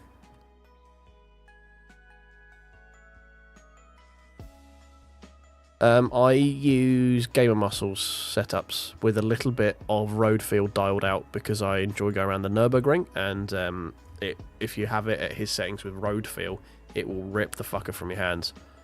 Going through like down towards when you come past YouTube Corner and you go down towards Mini Carousel, that bit there where it like the choppy changey bit, it's just that brutal on my wrists there.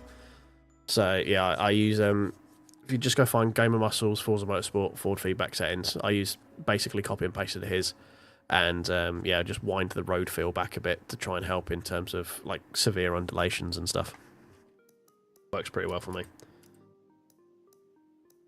Sorry, mate, I did see you post in the Discord. I just was busy trying to go live. I didn't mean to reply to you. Right, so Minty's there. He's a 2087, but he's in a Ginetta tuned. Custom Bear is also in that. Full auto is with everything. All assists. Okay, that's mad that you can get that quick with those assists on it. Okay, so there are a lot of people quicker than me in the V8s. Oh yes, pour yourself a tea and complain about his take on iRacing or whatever your game of choice is.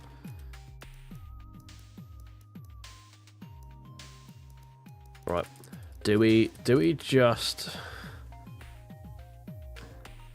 I mean, I'm not gonna lie, I'm quite happy with the crowd that I'm in when it comes to these V8s. That one is also tuned, so I disregard that one. Like, it's up at 800 PI. Right. Do we just think the Falcon might be better? Do we try the Falcon? Do we really do this to ourselves?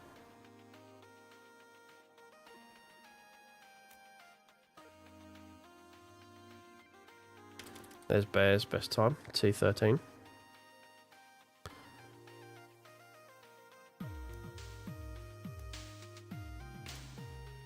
Where are we? Oh, not quite top 15 Europe.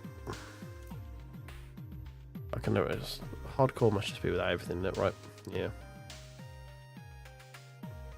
Really need to remember to race without ABS, but Falcon is better, is it? Is that, even though they're balanced, that one's slightly more balanced than the others.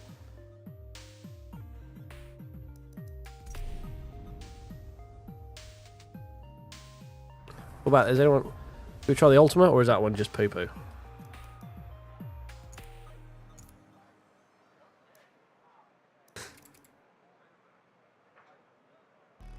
I haven't seen it. I didn't see any Ultimas on that list. Is that because it is poo-poo, or is it secret sauce?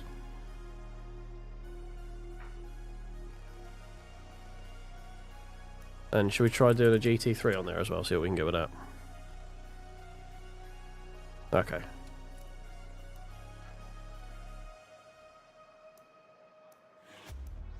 We might up this to R and try some of the old GT3s in a bit. See what times we can get in them. Is there anything else of interest that I've got in my garage that... what happened? Why is my Golf so fucking highly tuned? Why is that up in 795? No idea.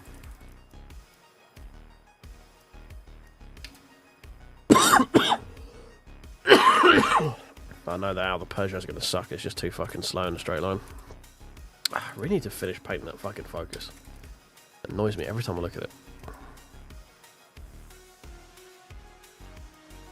Alright, then we're getting into random shit I've driven out once while I was trying to figure some stuff out. Oh yeah, don't look at that. That's for a potential video in the future. This one here, definitely don't look at this one. Don't try and think about what that is or who that might relate to. Hey, VW Vauxhall 850. Volvo. Fucking words. I can words. I know how to words.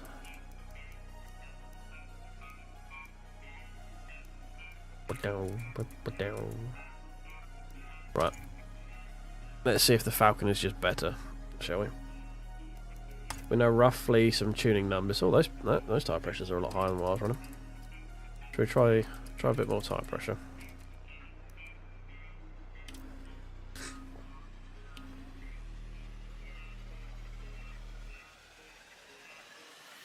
So that says it's got 3.2.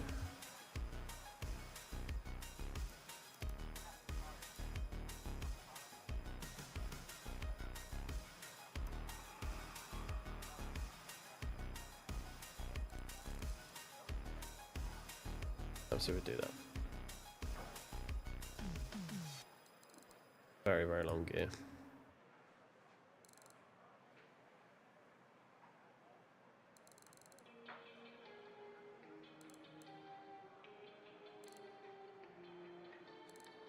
Just go with standard. Apologies. Not standard fucking around gears. We're like 1.7 something before, weren't we?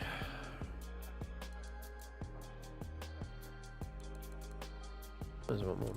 Okay.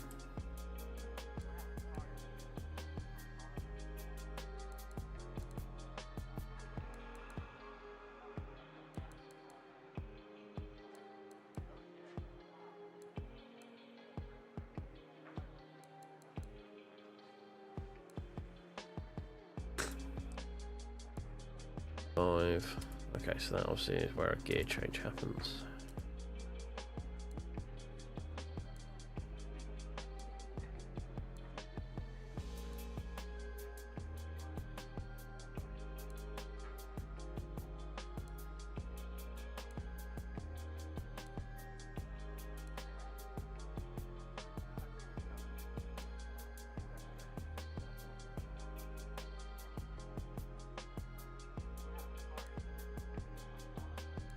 Okay, well, that says it should be there.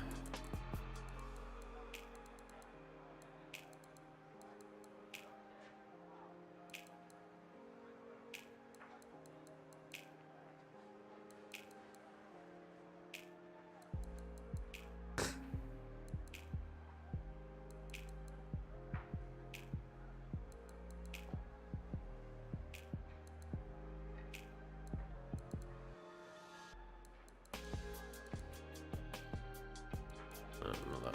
Okay.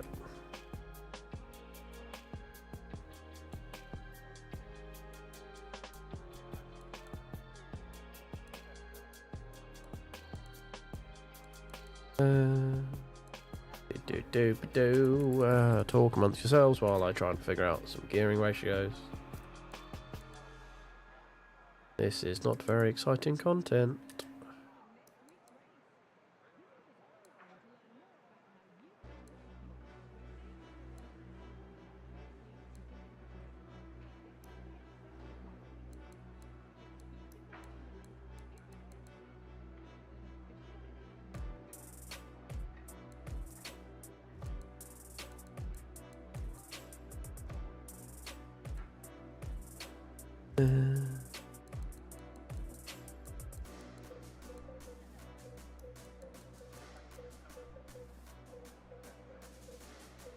In there.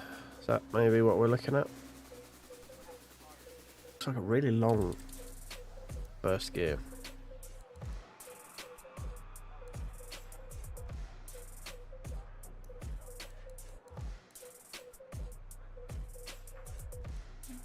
Push these a little bit more.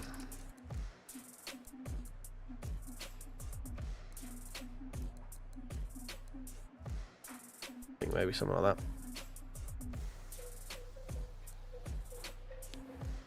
Yeah, I think maybe something like that. Give that a go. Right, let's bring that. We had that at like 1 point. Oh, no. Yeah, 1.1, and that was down like 0.7, wasn't it? Minus 2 toe.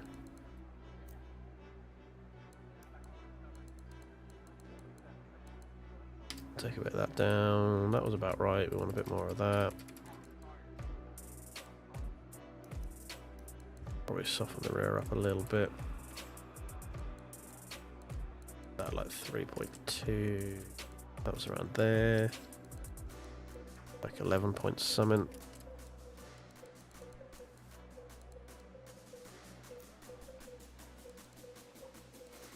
These normally live somewhere around here.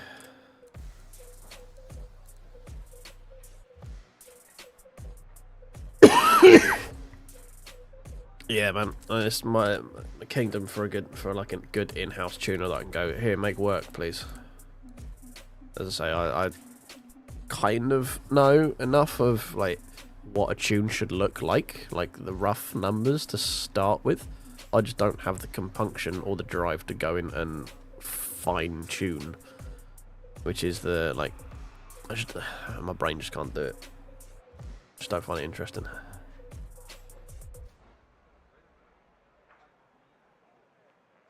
Right, let's start some of that back in because we were struggling with trail braking last time, so that might help a little bit. Let's leave that 140, actually, it might help a little bit out top of the hill. Want some rearward braking so we can get some good trail brake going. Probably something like that. A bit that. That's definitely coming down. Okay. Let's give it a go. So, anyone seen if Just Devon's released a new video complaining about Forza while coming back to it? No shade to Devon, it's just that's all his videos have been recently.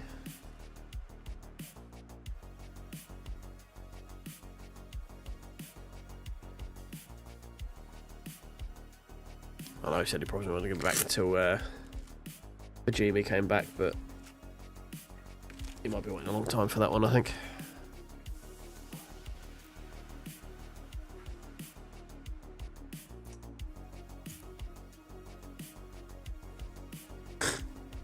Oh dear. Apologies for my sniffles, I am bunged up to fuck right now.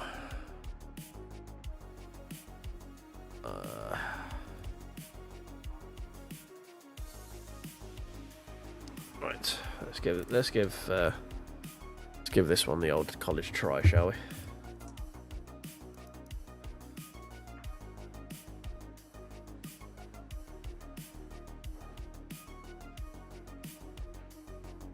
That's not a bad idea, mate, to be fair.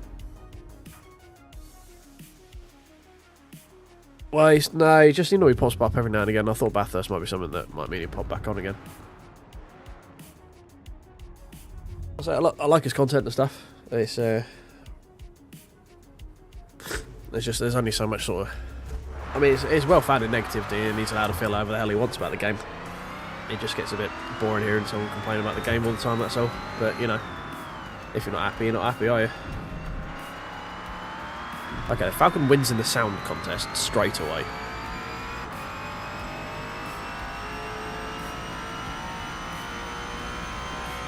Yeah, the player numbers argument I never really have given any credence to. Because looking at Steam play charts is not a good way to measure this game. Yes, obviously Horizon is sold on it as well, but it's so many more people play this game on Xbox, and we'll never know how many people do, that it's just asinine to try and figure out the numbers extrapolated based on Steam play charts. And Motorsport is a much more niche game anyway, so it's going to have lower numbers. Like Forza Horizon is obviously built for everyone to do whatever you want with. Well, you've got the creation area and all that sort of stuff. So, I always thought that drive on player numbers is always a bit of a non-argument, really. The touring cars have enough of a lobby in them that I'm happy with it. I mean, they are small enough that I'm starting to see the same names over and over again, but you get that with every game. I could be big-headed and say, oh, I'm getting to the point where, you know, I'm starting to see the same people. That means I'm near one of the top-end splits, but we know there's no rating split system. It's just sort of you're thrown in with whoever. So, you know, yeah, I enjoyed his games, especially his like fails of the week and stuff. They were great videos. Okay, honestly, this Falcon feels a lot easier to drive right out of the box. I know I've done a tune on it, but yeah, this feels a lot. I could probably see why people are getting quick times on this one because it's just easier out of the box. Although that first lap time doesn't fill me with confidence.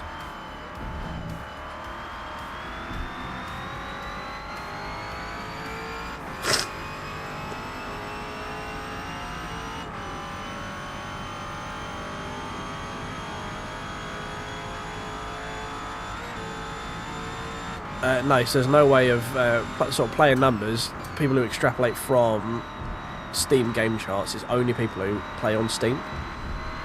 So like me, basically, I've got a Steam key, I don't play through Xbox or anything like that. There's no way of knowing the exact numbers unless Microsoft go, hey, we have X amount of recurrent players. There's just no way to know. People have tried extrapolating based on Forza Horizon, but it's exactly that. It's like, it's a hypothesis. It doesn't really... Like, you're guesstimating, so...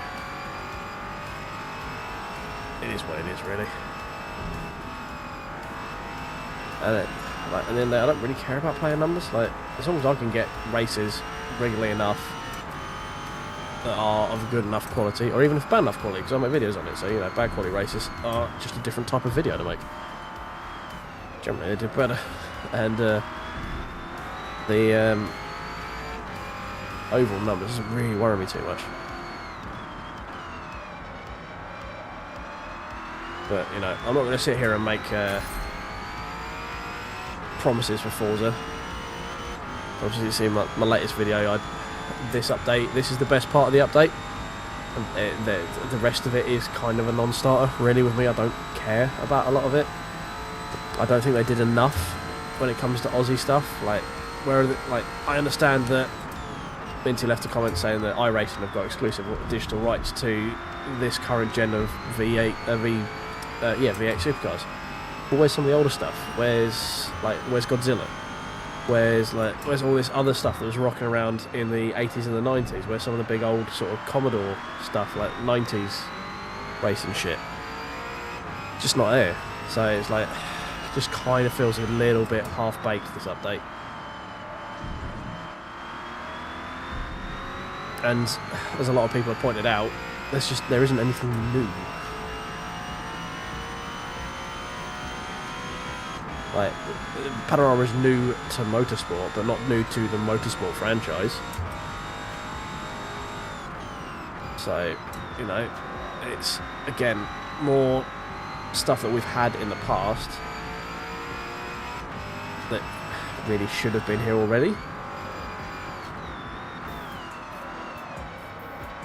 And, you know, I get that they have a release time, and obviously it's their game, they're free to do whatever they want to do with it in terms of releases and stuff. I don't think it's enough. Definitely as a guy who makes most of his content in Forza, I know public sentiment is waning because my views are way down.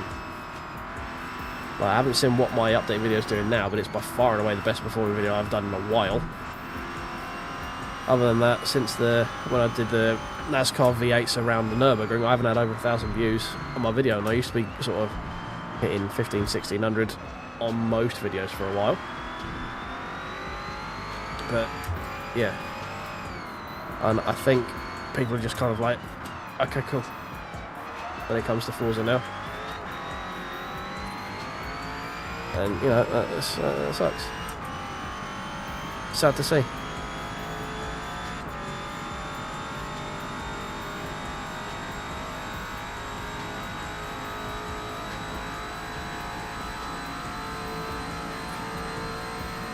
I think we are losing a bit too much in terms of top speed down Conrad. I think this is where we're losing time at the moment. It feels a lot better in terms of, like, to drive. It definitely wins the sound department. But yeah, we're not really setting the scoreboards alight at the moment, are we, in terms of times?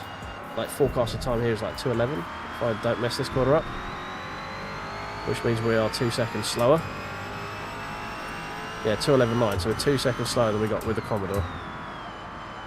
And I think it's in the top speed.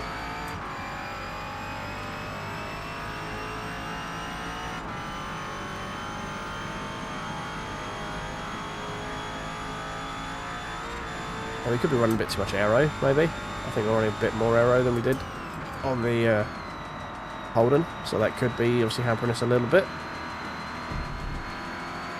But I think it's, again, going to be an option of fiddling with the gearing. I mean, as a general platform, this feels a lot more planted. You guys might be able to see I'm fighting it less. But I think the suspension numbers and stuff are good. I think gearing is it's a bit we need to focus on. There's the wall. Yep. Yeah. I don't think I'm going to find 2 seconds with that car in its current standing.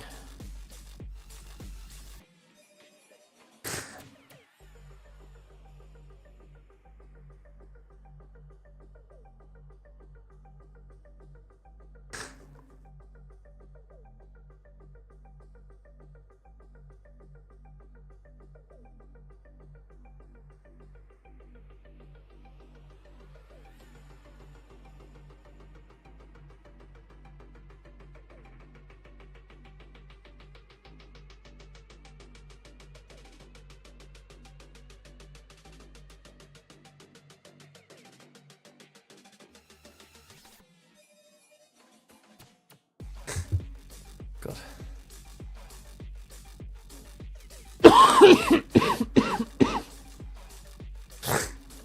Oh dear.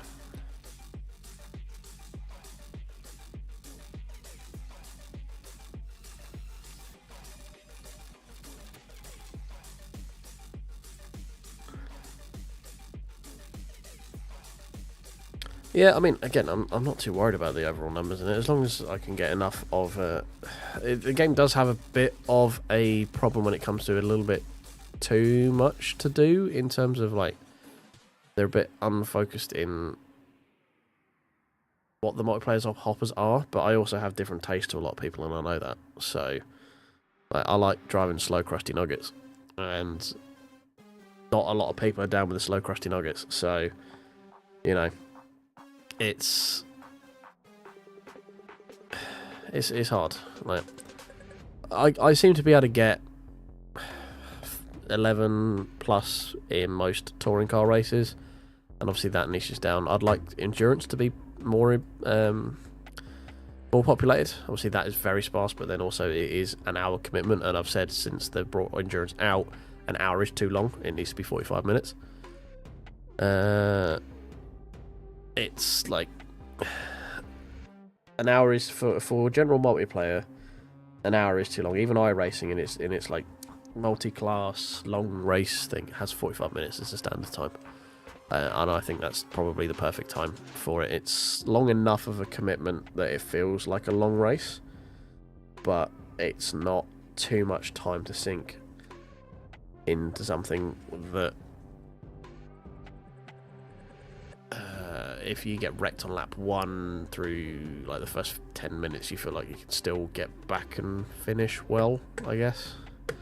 Don't know. So I think 45 minutes is like the point to aim at when it comes to those races.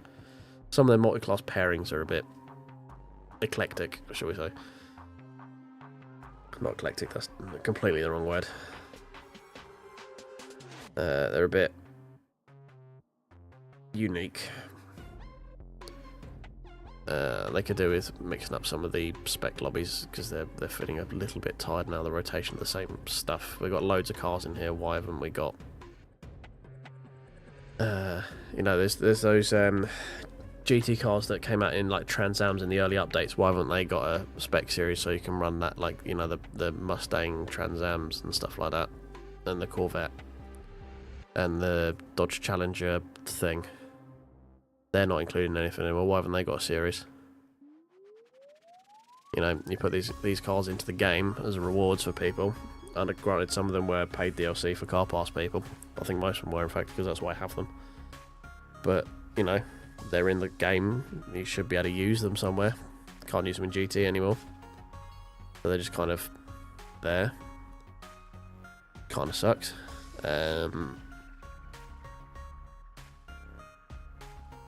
Yeah, I just think there should be, like, all of the, like, I mean, I think Track Toys it is one, but I kind of feel like you could do, like, one make things in the Elemental or the Atom or something like that. I think that might be interesting for a week rather than just the track toys. Because all those different cars have got different niches when it comes to like speed and handling and all that sort of stuff. So, you know, I think there could be ways of better incorporating those into the multiplayer hoppers, something like that. There needs to be native leagues there, or an easier way of making sort of championships, because that's really what keeps the game going, is community. And it's quite, I mean, now we've got qualifying, it's huge. That is huge, to quote old DT, huge. But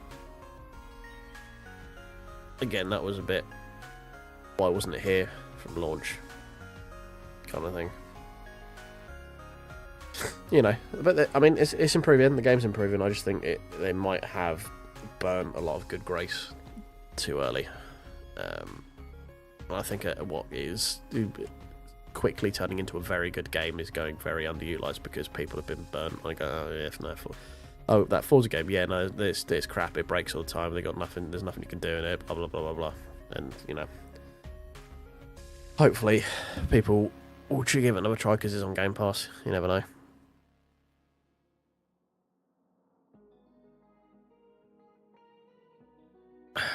Anyway, I'm rambling on that one now. Let's go and see if we can fix these gears. Find some more speed.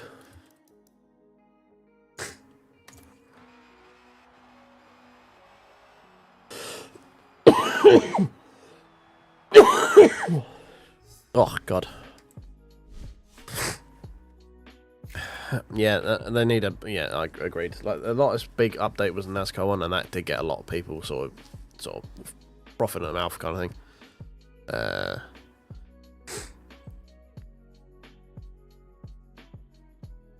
But yeah, there hasn't been a big content drop, and what I'm worried about is that obviously next update 16 isn't, if it's following its current trend, isn't going to have a track in it. So what is it going to have? You know, like what are we getting in January? You know, post Christmas. People with some nice shiny new consoles. You know, people upgrading the PC, people getting the first PC, people getting a wheel, getting the new Moser R3. You know, all gonna try Forza Motorsport. What we got? Oh, new update. What have we got? Oh, it's 6 new tracks and stuff. You know, it's like. I think it's, I don't know. I'm pretty sure it's just general corporate stuff that's getting in the way of this game being good or being better. So being better.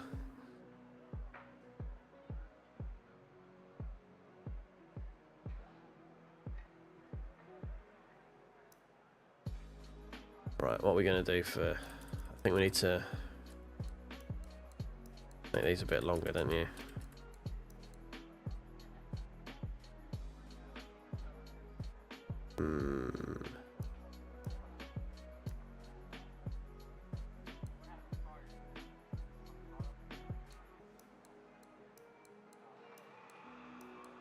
I think we're gonna have to run with a lower wing as well. Yeah. Drop that 125, 125. What I'm going to do in a minute as well, we're going to go try Commodore with those tyre pressures in it because the tyres felt a lot more grippy, and I think I might be running them a little bit too low. We'll give the Commodore, we'll give the Falcon a go, see if these gearing fixes what I think the main problem with it is.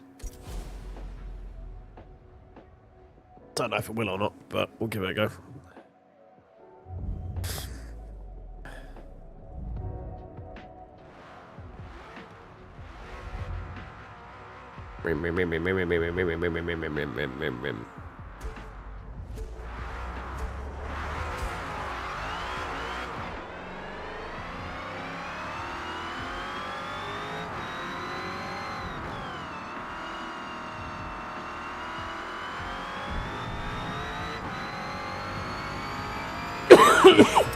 I've realised sitting in the Falcon, it answers my first question I had with these, that they are stick shifts, because if you look at the very bottom left, actually I can't see, yeah, just below me, just below where it says Grant's name, you can see the little stick flashing around as it's changing gear. So they are stick sequential, so I feel better doing this like correctly.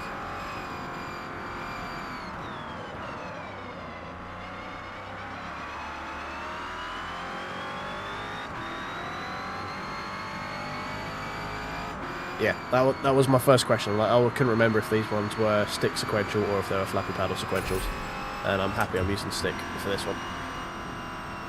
You know, I like, if something is stick sequential, as I have one, I like being grammatically correct.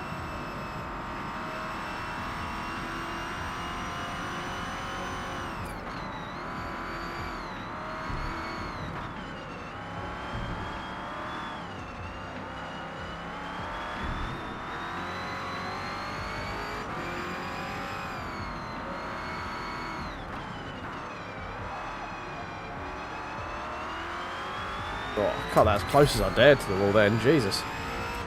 Jesus!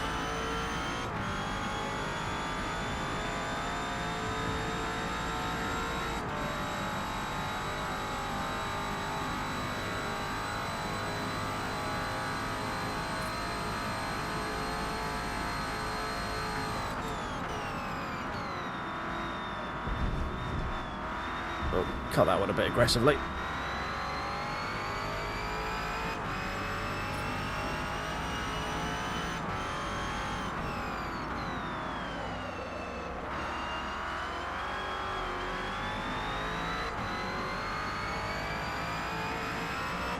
Not the best open lap again, 2:17.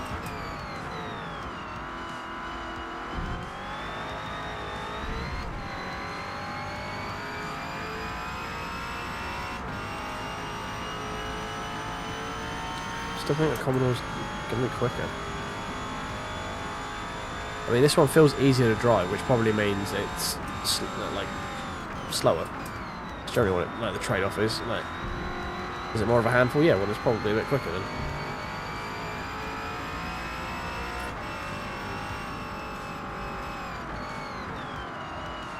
Not always. Like, those two aren't mutually exclusive, but there is an element of this is hard to drive because it is more on the edge, which is generally where you find speed.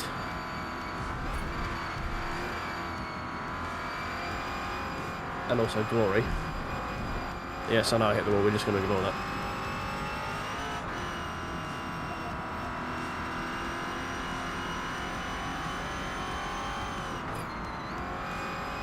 I need to stop turning in so fucking early for that one.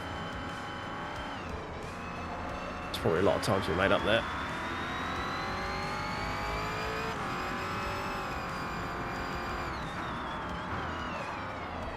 Well, very slow, very, very slow.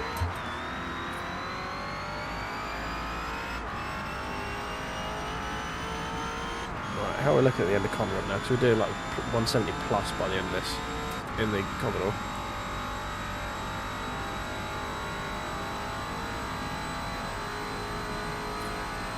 So 174, I think we're hitting.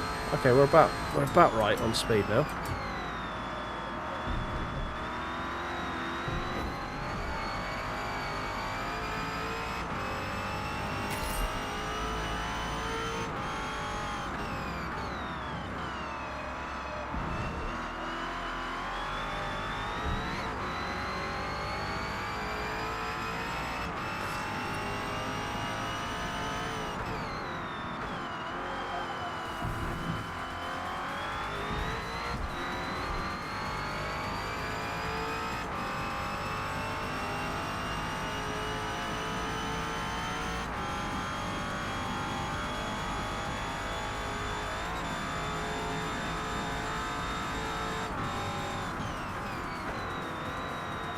A bit wide there.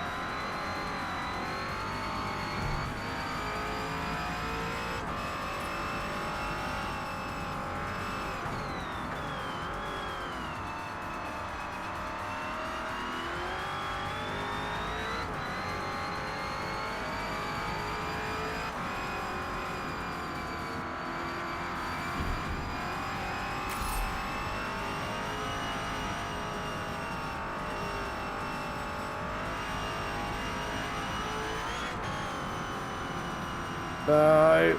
Oh, God, the depressing feeling of understeer.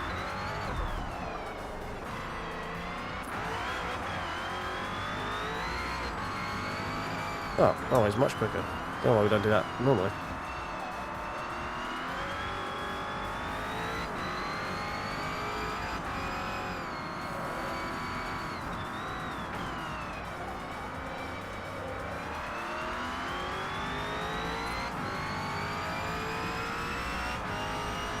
About 75% recovered. 203s? Around here in one of these things? Fuck off. No way. Inhuman.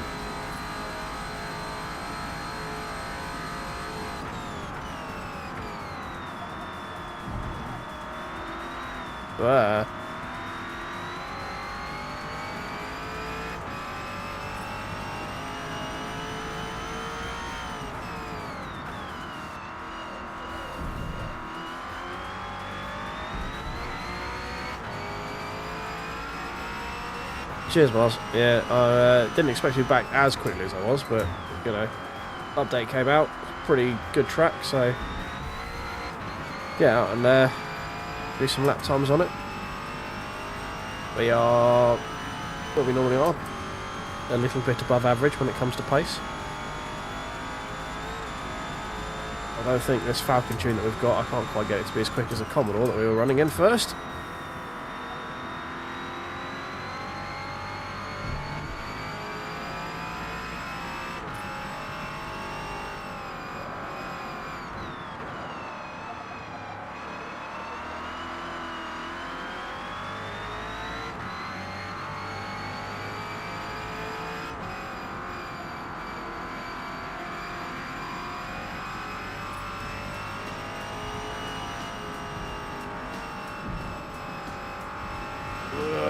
Just.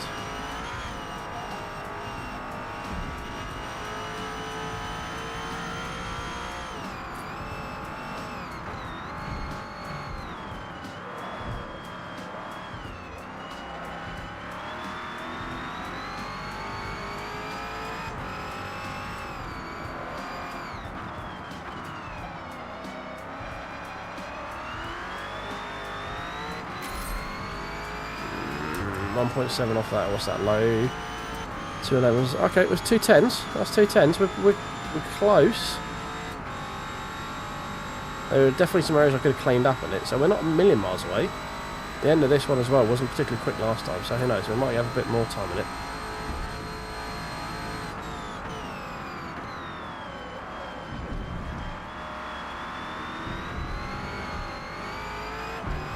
No! Fuck's sake. Ugh. It was on. It was there. It was there. We were flirting with a low totem. Words. Low 210s. 209.996 is our best so far on the Commodore. And I am going to revisit that with the new tyre pressures that we've got on the Falcon because they do seem to be working a lot better.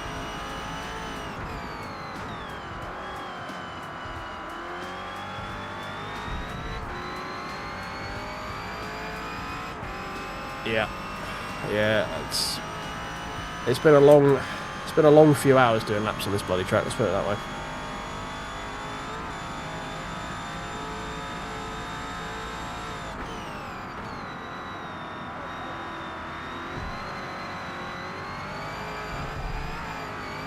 Oh, come on, go straight fucking line.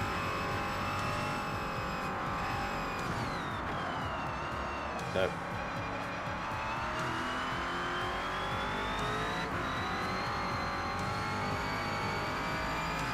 Should still see an improvement though, providing we don't bin it into a wall.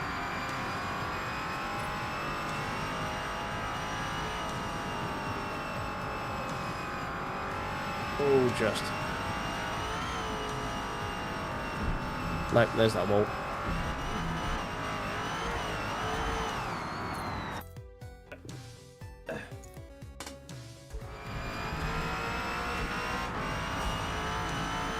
Yeah, I'm assuming that the sponsors on here are because they don't have the license to super cheap.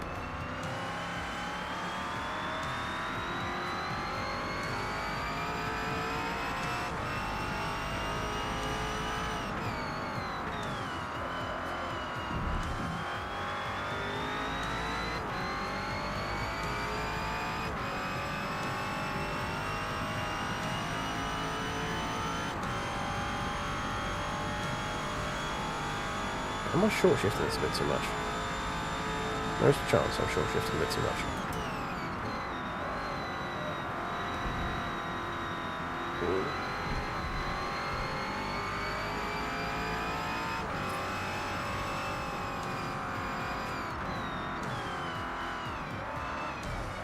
Ow, fucking wall.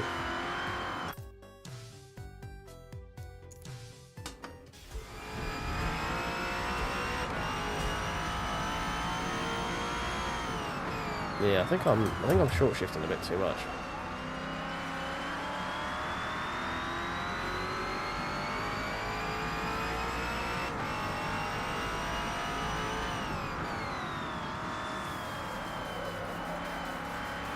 Okay, way too much speed in then.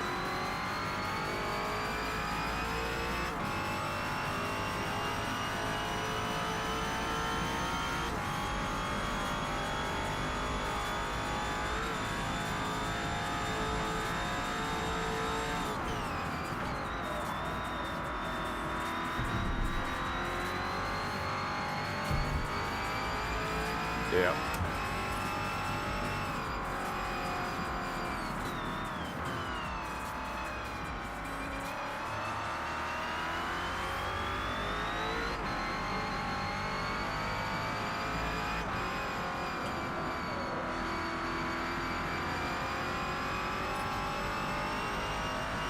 Wow, massively slow through there.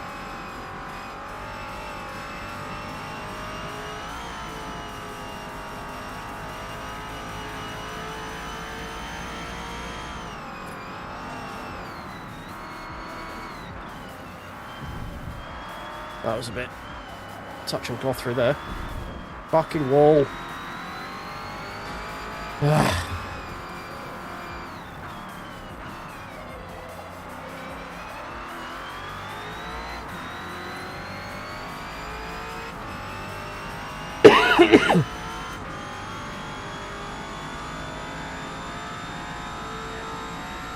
I need to get a fucking clean lap time in this Falcon.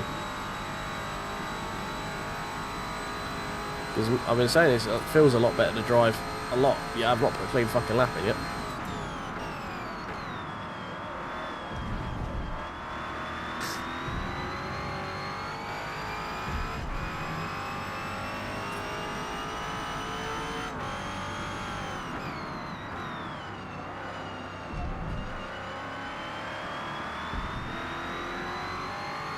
It's 2017 Falcon V8 Supercar. I forget the livery, the Shell one, I think. Oh, that's terrible. Okay, this one doesn't like third gear through turn one like the Commodore does. Stop short shifting, you penis.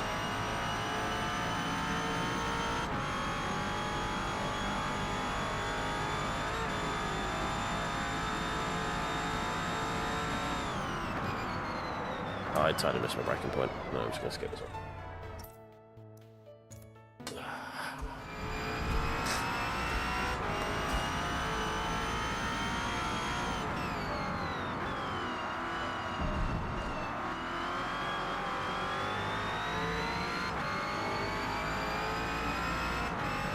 So let's push the braking point a little bit further to about 75.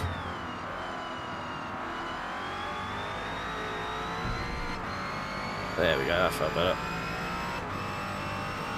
Hopefully we don't lose too much time coming down the straight here. Felt like a good exit this time.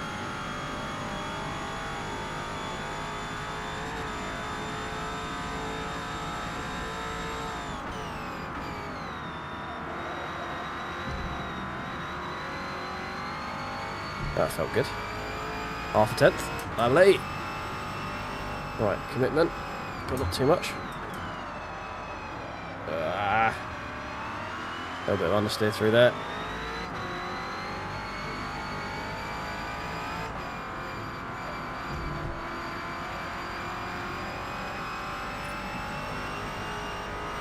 Up a second. Don't hit the fucking wall. Good boy.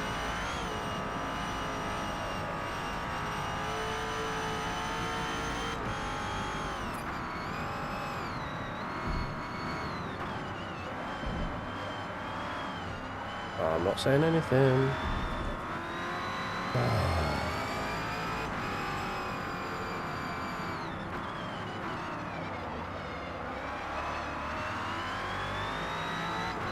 How the fuck did that stay clean? How the hell did that stay clean? Oh.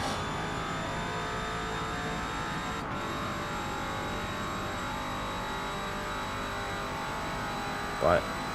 Just these few corners left. Not many to fuck it up with, but I'm sure we'll figure it out.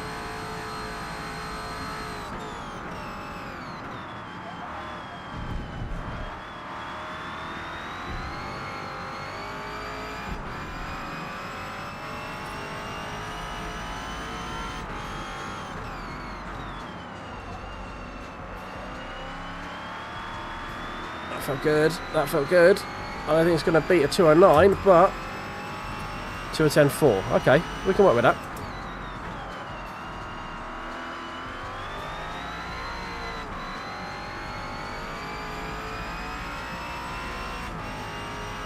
.209.5. Nice, mate. It's about half a second quicker than me now.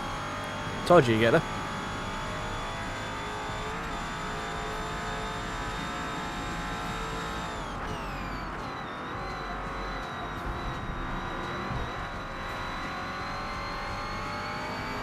I think I need to peel the speed off a bit later into the corner there, maybe. There's obviously time to be had, definitely time to be had in this corner.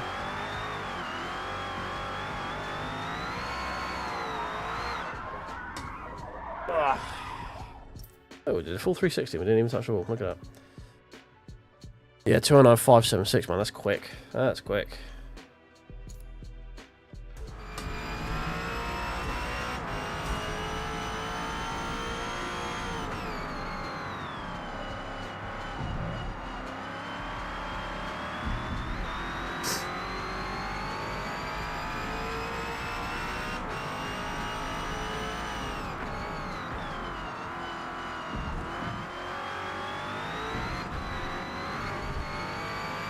Felt like a good exit until we caught the grass then.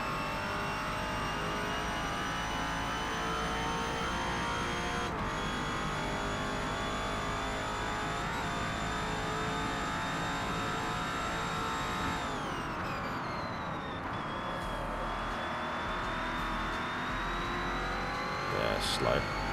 Yeah. See if we can get this corner a bit better this time.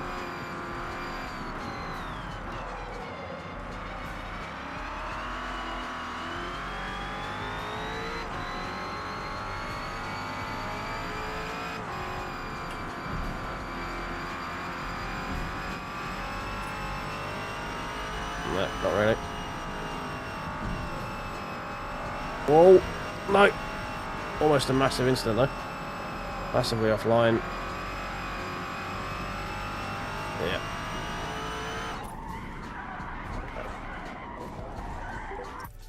Okay, there's definitely potential in the Falcon, but it needs a lot more fiddling. Let us go into the Commodore again, because we know we can get 209s in that. And it's a bit more on edge than the Falcon. I feel like I may have done many a moon ago. It rings a bell. I can't think of what it is off the top of my head though.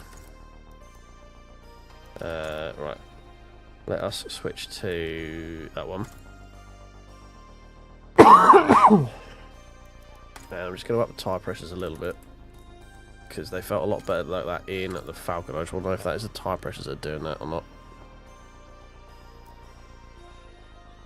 That says it's slower, like slower to 60. 0 to 100 might be a bit quicker.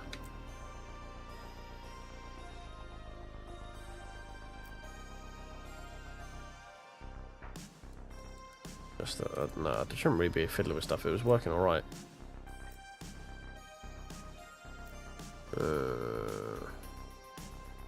Let me take a bit of rear wing out. See if we can maybe get a little bit extra speed down the straight. There we go. 30.29, yeah. All right. I'm gonna run the ones I had in the Falcon, which was 35.30. We'll see what happens. If not, we'll give it another go.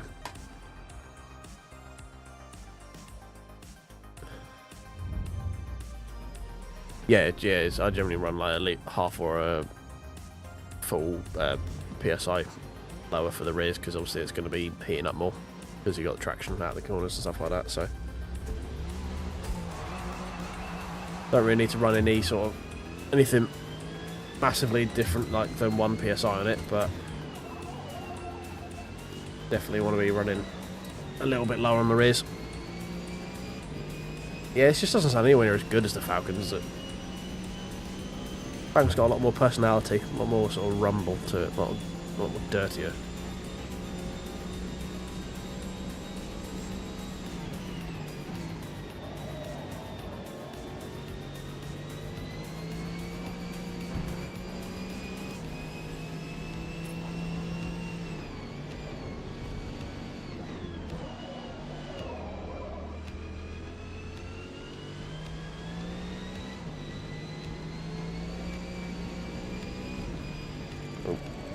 It's a little graze. So it's going to take a couple of laps just to get the feeling of the Commodore again.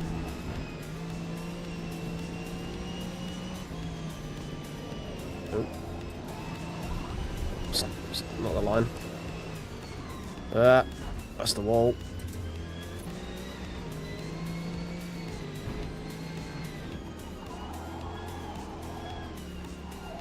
Yeah, I think the Ford's probably a bit too safe. You make a bit more on the nose, maybe.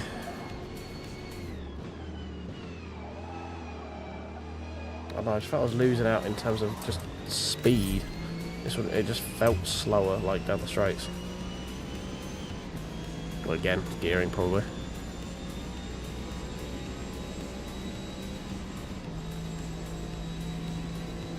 Yeah, my driving style is generally a bit weird as well. Like other out of the box tunes tend not to work too well for me.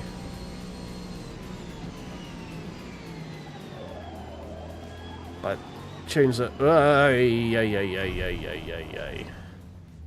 need to watch that transition. Other tunes that people can get like super quick times in, I find that they are just either too twitchy or too dull. I don't know what it is.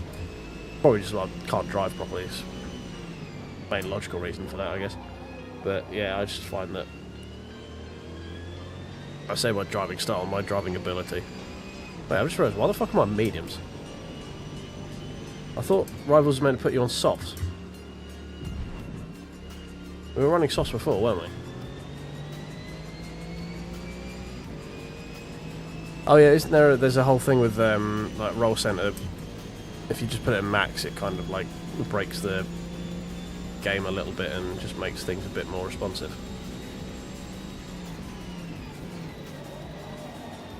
No wonder I'm feeling a bit slidier.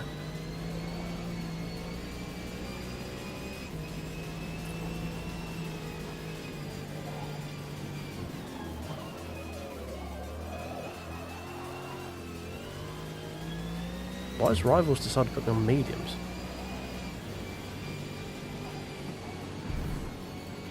Really weird. Let's see if it's just a visual bug. See what times we get out of it. Realize there's a 5th for that bit. I really should be in 4th.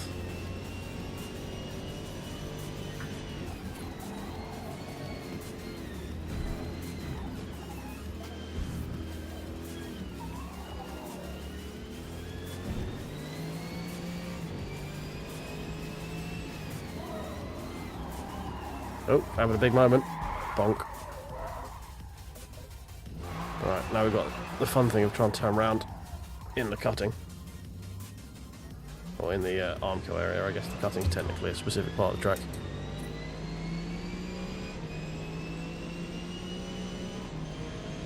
So is that max roll centre front and rear?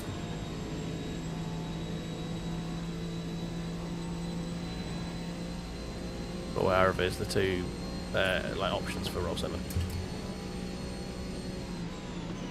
Is that the plane nowadays? Because obviously, like it used to be, you just max the ARBs in both directions, but I could never drive to that. It always felt too fucking numb for me.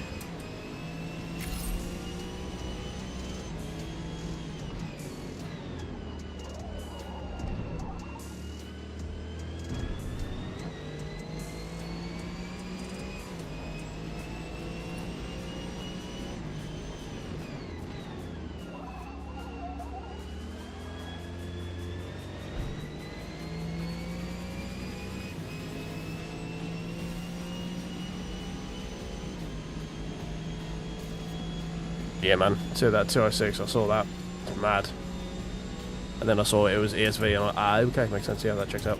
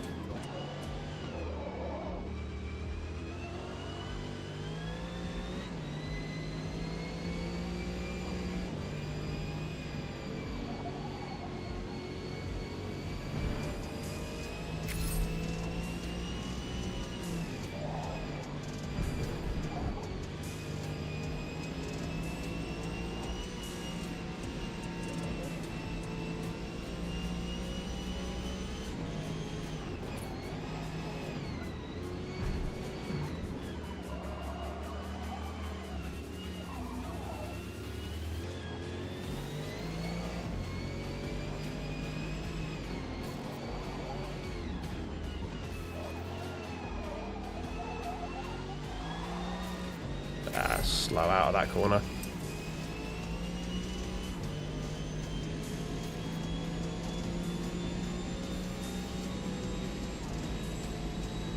Maybe we can't even get the Falcon, the Commodore back to where we were.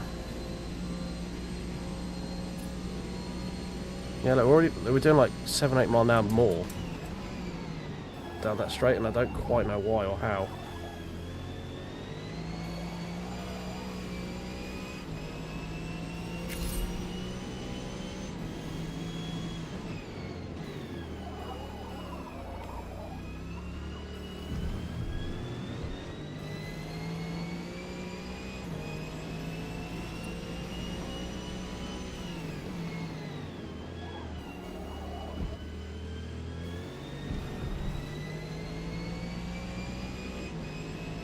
I don't know if these pressures it. Might need to roll them back a little bit. Might have gone too far the other way.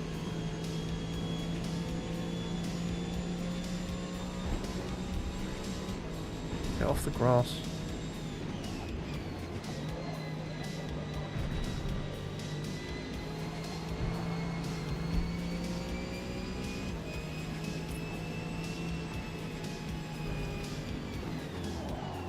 Damn it, did that already.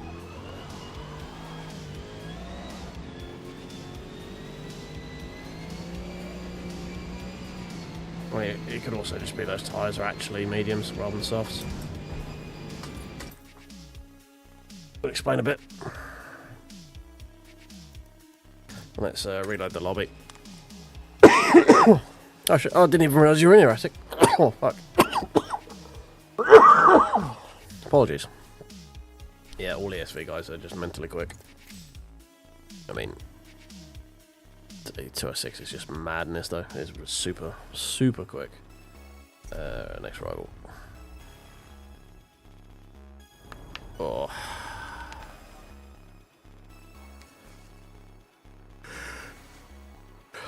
Minimum risk squat, max roll.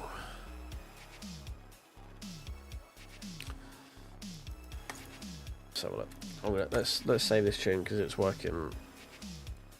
What are we at? 20? Was it 29, 28? Something like that. The first. Let's save that because that one was working. Okay, we got 209 on that one. Save. Mark 1.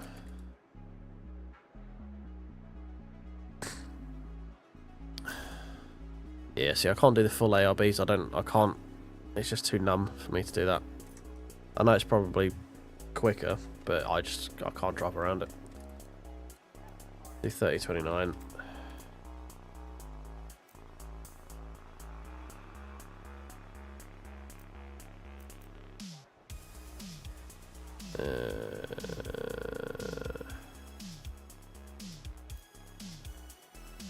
Do. So it's a max front.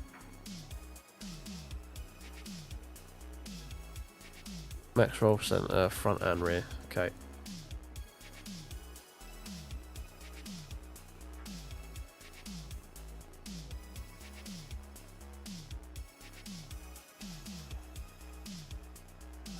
Because you are the last person to be a member, I think.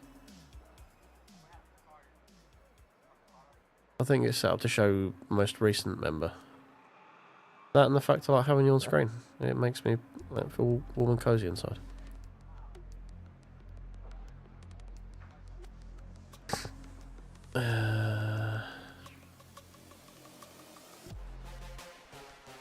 Zero diesel. Okay, we'll try zero diesel.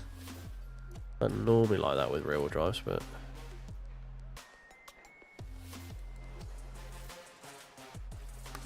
yeah, force feedback, fine.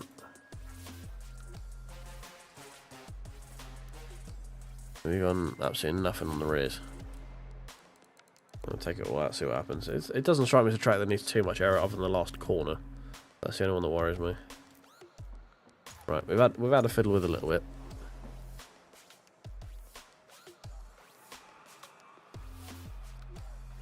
I think it's because it elapsed and it says you've re-upped your membership 17 days ago. That might be why.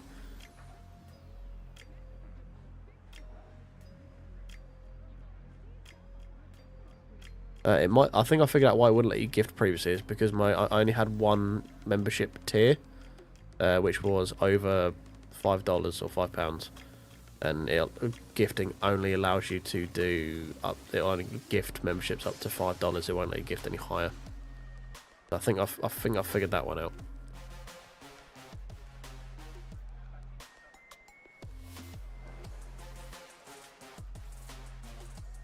Mine are in pound inches, I think. That's what yeah, pound inches there. Alright, I'll fiddle with a bit. We're gonna leave that. I've added some new channel member tiers that are below that now. I'm encouraging my members to bounce onto the $4.99 ones there. Yeah, I'm trying to get my $5.99s to $4.99s, and then I've put in a $2.99, a $4.99, and like an $8.99 or something. Right. It says I'm on mediums again. Why am I on mediums? Why has Rivals put me on fucking medium tyres? What is this?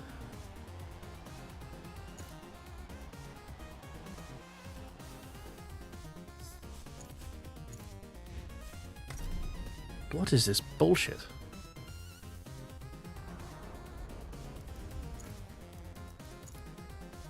Why? Why? Who wants to be on fucking mediums when you're in Rivals?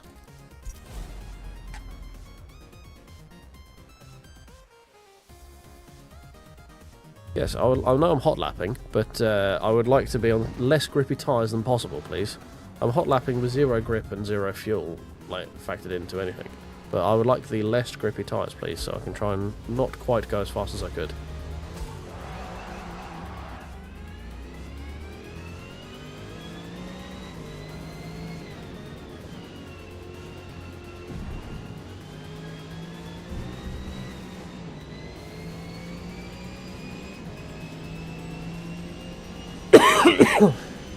Right, so we've 295 for Sergeant.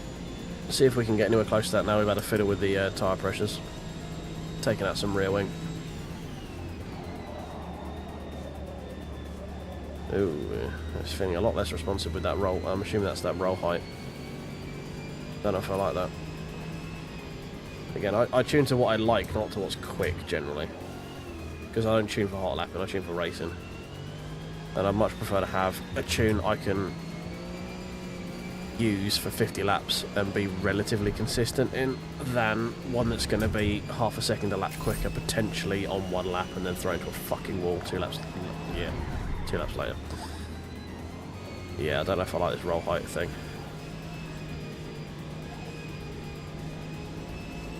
It's giving me some weird feelings through force feedback as well.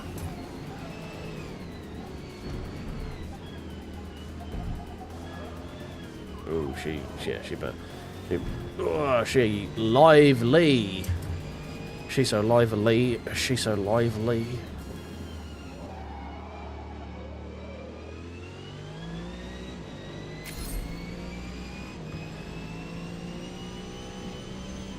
Now, do you mean you gotta let the cat out of the house or the cat out of the bag? Is there a secret you're waiting to drop?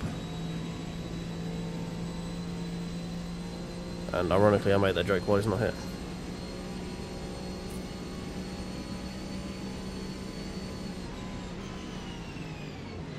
Stop, you beast.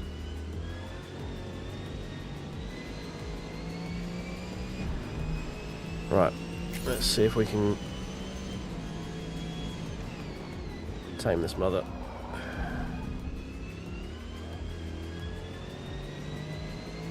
Oh, at the house, right, okay. I mean, this is a safe spot. If you want to share secrets, you're welcome to, mate. It's only me and however many people are watching. It's not a lot, I'm not massive.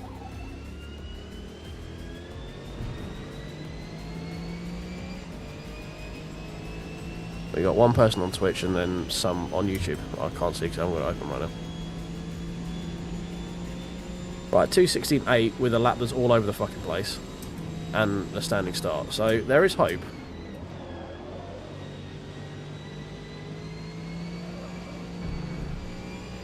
I don't think I'd want to race this tune. It feels a bit too lively for me. I honestly think I'd probably want to race the Falcon even though it's like a second and a bit lap slower. Just with this track being as difficult as it is anyway. See? Right. Didn't have any of these fucking brown trouser moments in the Falcon, did we? I mean, I don't think... Well, we did, kind of, because it took us forever to get a fucking clean lap, but... Whoa! Jesus! The back almost became the front there for a minute.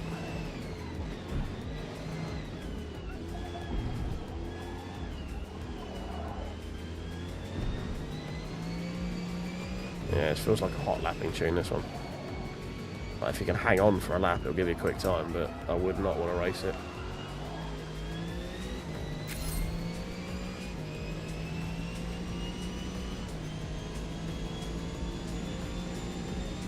$16 on YouTube, there we go.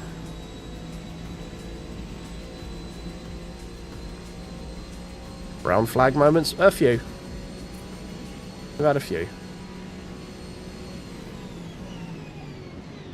We're trying out the sort of max roll height center, and it's yeah, it's a thing.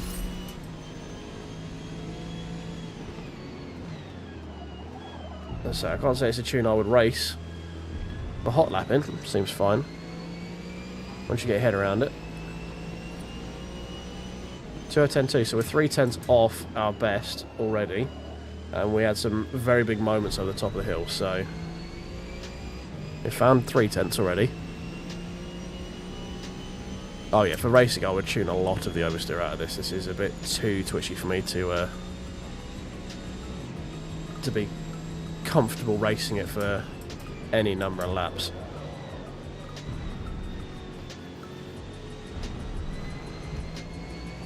Right, well, we lost 3/10 somewhere, probably through that corner because I got very wide on entry.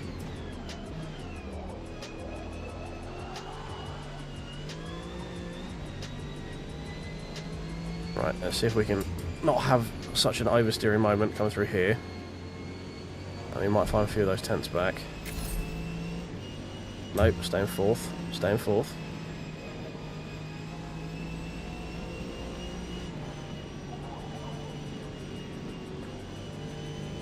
That felt better. We've gained most of our time.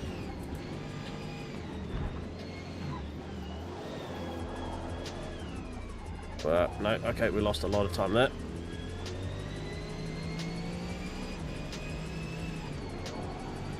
We lost even more now because we're backwards. Yeah, I don't like the weight transfer with this max ride height or max weight height thing. It makes the weight transfer real difficult to control. I need to combat it with some stiffer springs maybe, because the car is just always doing this.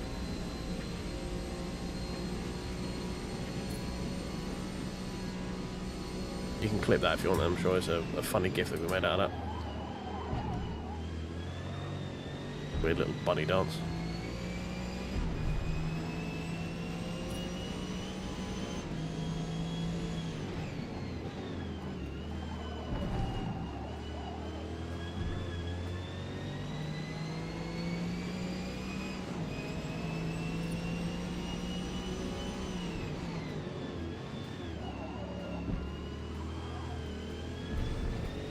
It's just not planted, so I'm just going to be losing so much time down this corner because I have to wait so long to get on fucking power.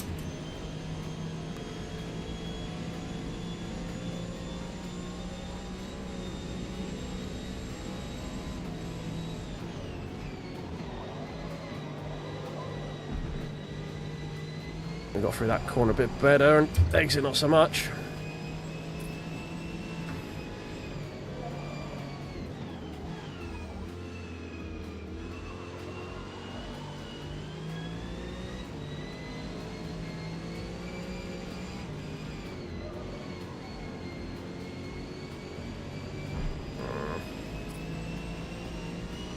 No, don't touch the fucking gear stick through here, you fool.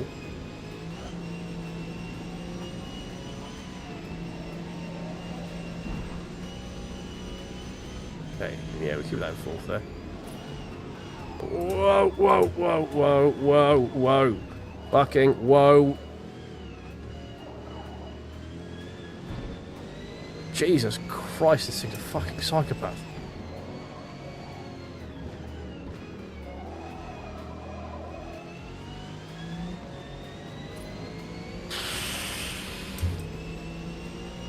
Jesus.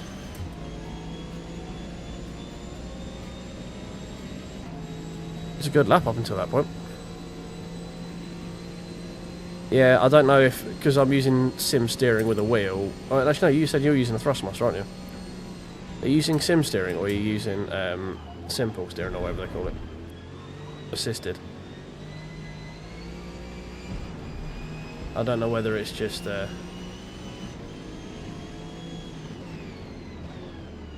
Again, it could just be my ham-fisted approach of putting in controls. Sim steering. Right, okay. I'm probably just bad. I'm not the daintiest when it comes to my inputs.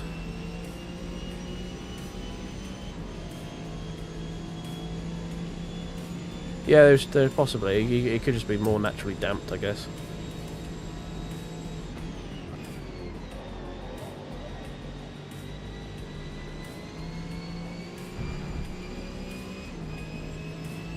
I think it also is just getting used to how the car feels. Like every time you change something, you gotta get used to how the car wants to be driven now.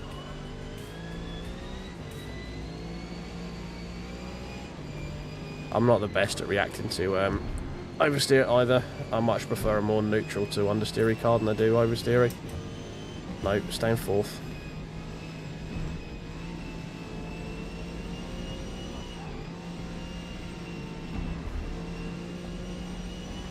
But I struggle to drive cars that are quite on the nose. Yeah, like that. See. The time's there. It's definitely there. I just can't get it. Oh, I'm slipping down the world ranks. When we started, we were 27th and we were slower. Yeah, let's go back to the tune a bit. Yeah, no, I don't. I much prefer a more neutral car. I like it to be responsive, but I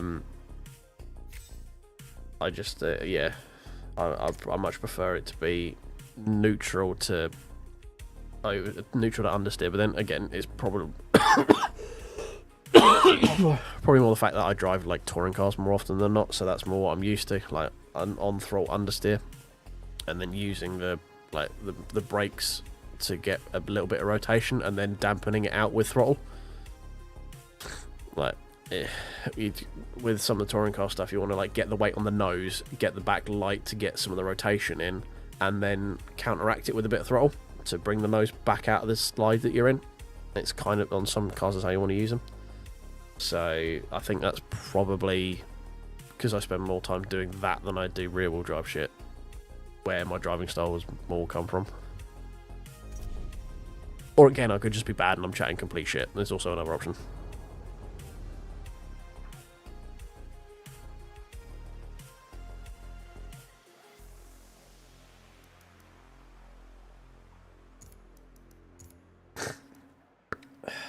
Let us go back to iTunes.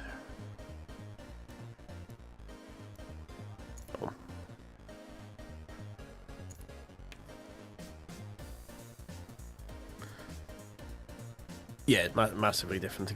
To be quick with a front wheel drive car, you need a completely different set of skills. I say that's why I'm probably favour neutral to understeery stuff, because I'm used to using the getting the rotation under braking rather than on throttle. So like, it's generally off. There's not much you can do with touring cars to get front end rotation like off throttle because of diffs and stuff. And we're just where the weight is, so you kind of need to get the weight on the nose, get the light rear, get your steering input in at that point while it's being a little bit squirrely, catch the rotation, and then use your throttle to sort of dictate the line you're going through the corner. That's more the way I drive.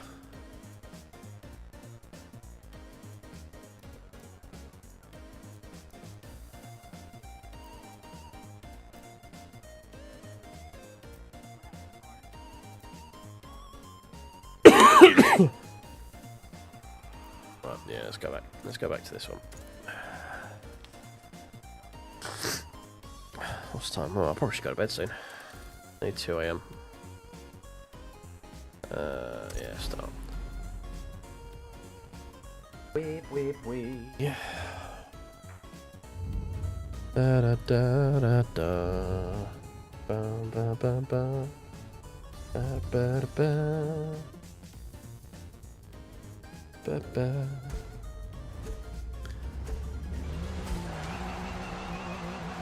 Oh.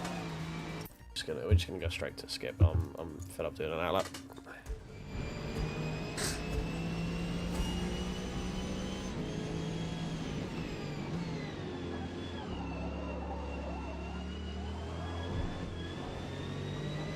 Oh, it's put me on fucking mediums again. Put me on fucking mediums again. Pissing game. It'd be alright if I could, like, go back to pits, but I can't have to reload the fucking thing every time.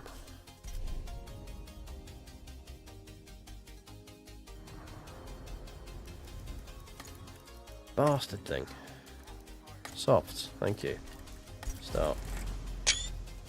No, my fucking screenshots.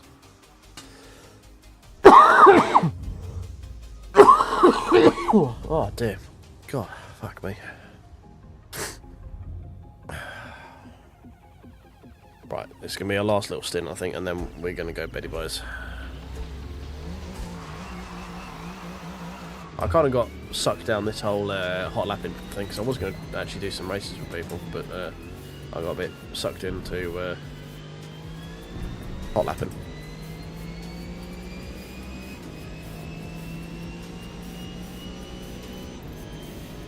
I know I said I got fed up doing a hot lap and an out lap, but now I'm doing an out lap. But you know, I'm also an idiot, so.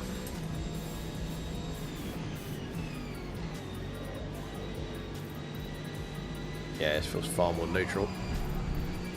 There's a little bit of corner exit oversteer, which is fine.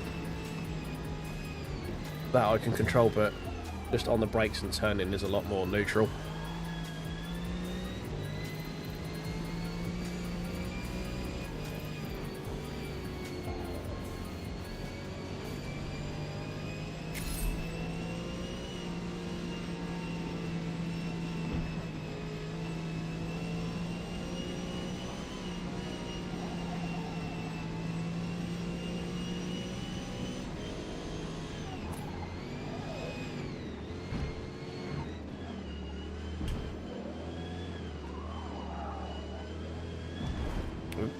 Oh.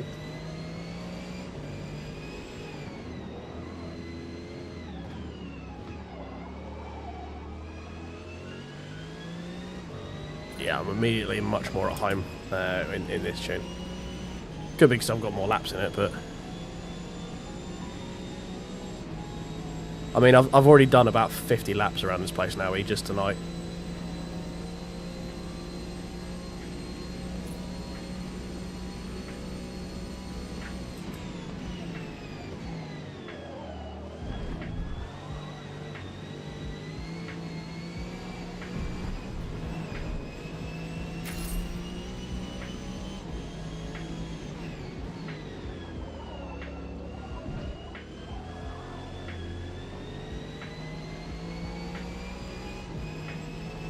we got opening lap? 2:14 as an opening lap. It's pretty good. It's pretty good. Normally you're looking at about a 4-second improvement on the flying lap, so that will put us into the 2:10 straight away.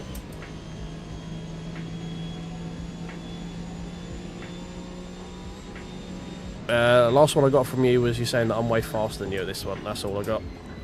I haven't had anything else other than that. My chat in Streamlabs is a bit funky though, because I'm multi-streaming to Twitch. I'm using the multi-stream fucking wall. Using the multi-stream chat, so it does sometimes fail to update and pull messages. So it may well be sat there in YouTube chat, it just never actually told me that you sent the message. Like when I was doing my 24 hour, I had to keep refreshing it because it would just stop showing me messages after a while, which was a bit annoying.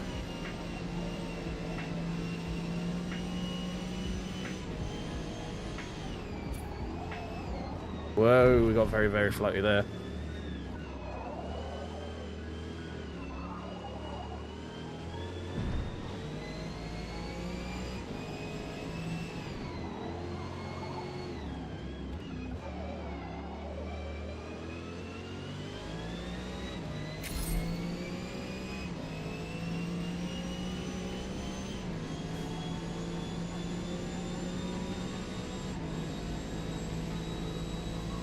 Ah, right, maybe. Thinks you're sending me suggestive messages. Or trying to sell me your pornography. Sending lewds. Links to lewds.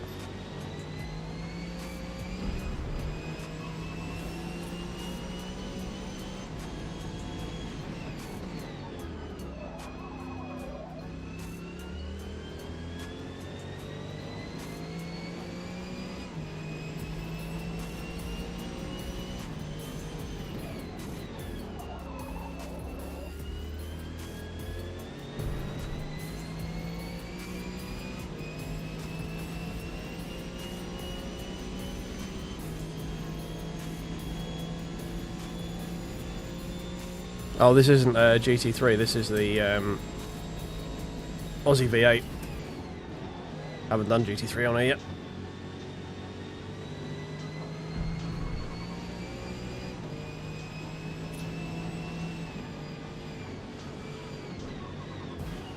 But, I mean, I'm going to be taking a NASCAR around here as well. When I get a chance.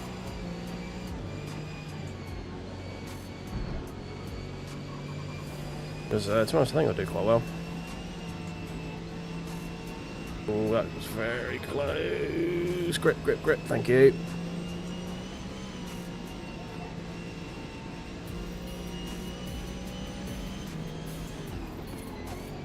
No, no, no. Oh, save it. Oh, not good. We dropped about a second there.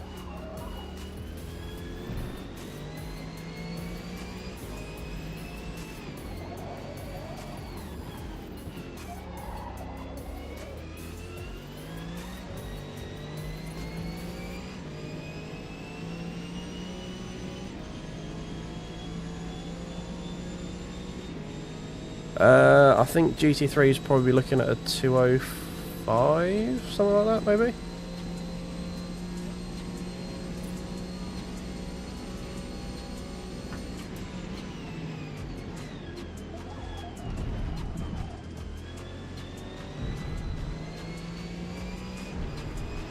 My tunes are nowhere near as good though, so I don't know. There might be a bit more of a learning curve for that one.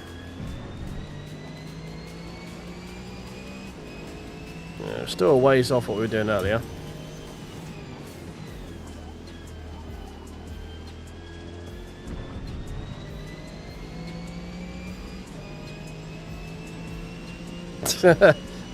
Nah, this track is fucking difficult. There is like, until you are confident enough in your track knowledge, you're just slow. Like, this track is so much about confidence in yourself more than anything else. Like, knowing where the track goes and knowing where the car has to be. But until you have that, you're never quick.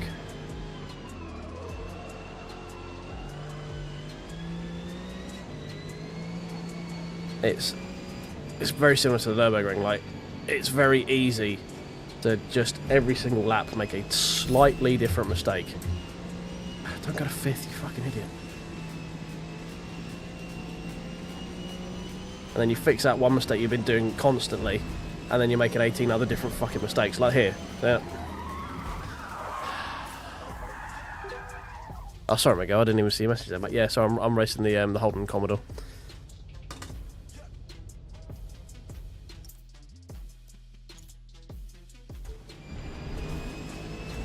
Currently, my Holden, the best time we got so far is a 2:09.9.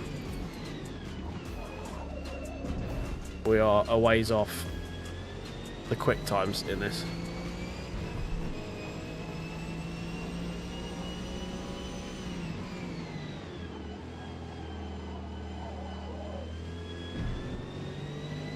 Like, honestly, I don't even know what GT3 I have the confidence in to be quick at this track. Maybe the Porsche, but the weight transfer in that round here is going to be an absolute fucking nightmare.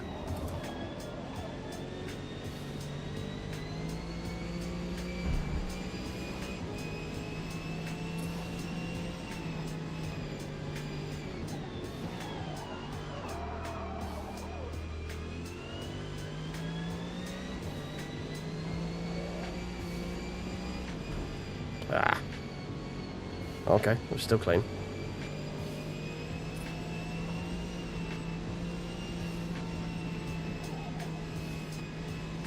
Oh, that was a bad line through there.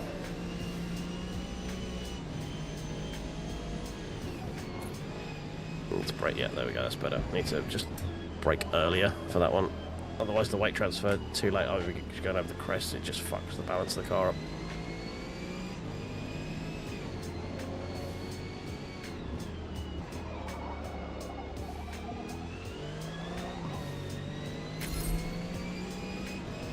Okay, okay.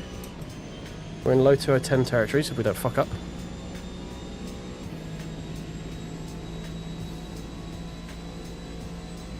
Yeah, Butney might be a shout. Especially as I've now got used to the weirdness of being right-hand drive again, which is weird considering that, you know, I drive right-hand drive IRL.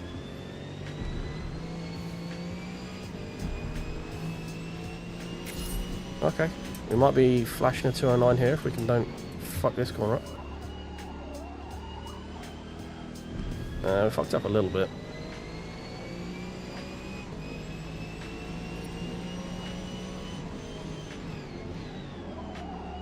Ah, way too late on the brakes there. That's an immediate skip.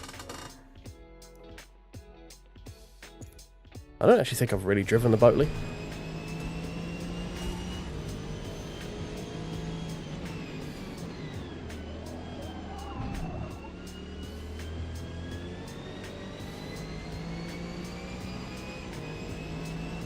Yeah, I don't think I've got a tune on it. Oh, why am I in second? This car does not come out here in second. It's way too revvy.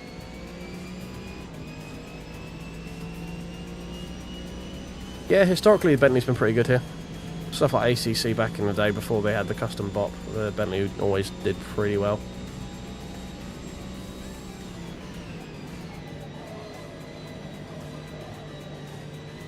The Merc historically, like IRL, is also pretty good.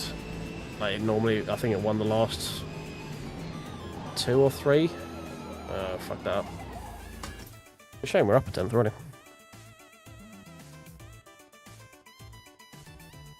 Well, yeah, racing against AI will make anyone look bad, mate. I can't think of anything worse. I'd rather bleed for my eyeballs than race the AI around here.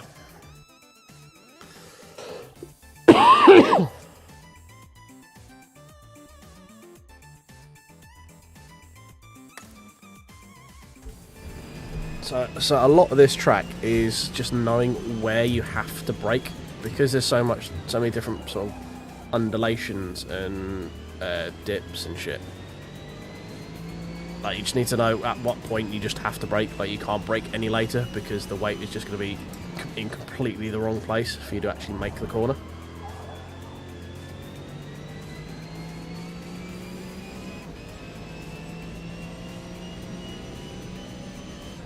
Yeah, I mean, yeah. I also, yeah, I did watch that video earlier as well. Actually, yeah, the AI sometimes can just be like stupid quick.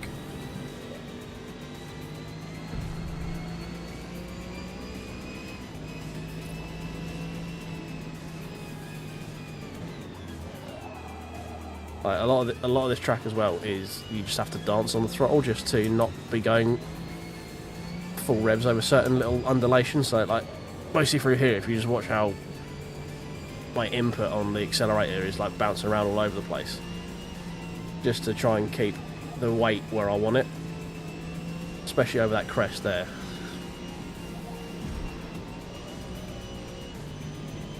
So here you have to brake really early for that, just to try and get the weight on the front axle. There, braked a bit too late into that corner.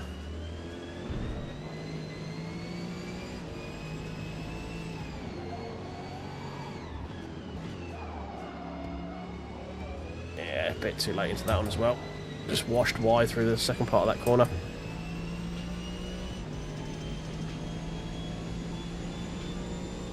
Yeah, it's a pretty good representation of the track, mate. I'm quite enjoying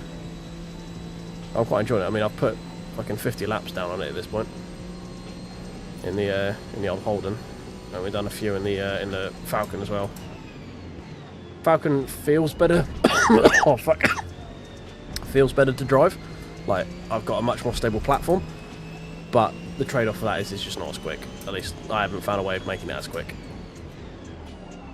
as yet. So more fuck around and find out is needed with the tune.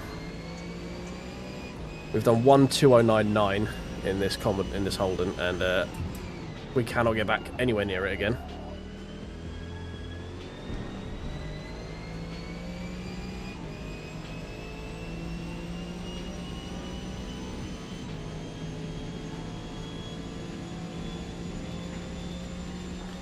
I'll trust you on that, mate. You are my Australian correspondent for this sort of stuff. You're the fidelity check.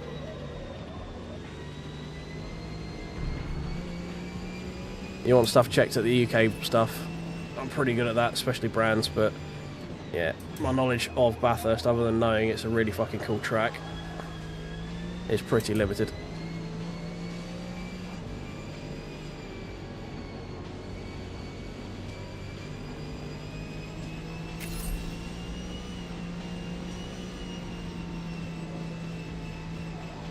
Ah, fuck it.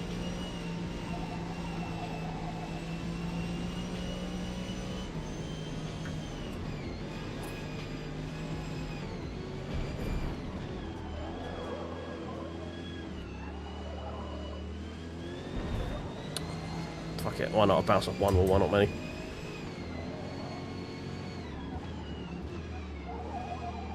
Too tight to that wall, yeah. Just in the wrong part of the fucking track.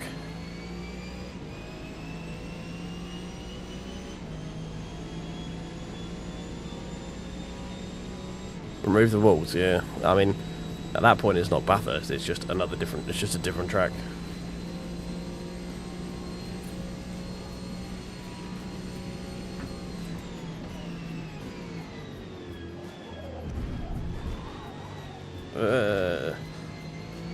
Plus, I mean, you can remove the walls, I guess, and it'll just be banking, and then if you hit it, you're just dead. Along with any spectators between you and wherever you decide to stop.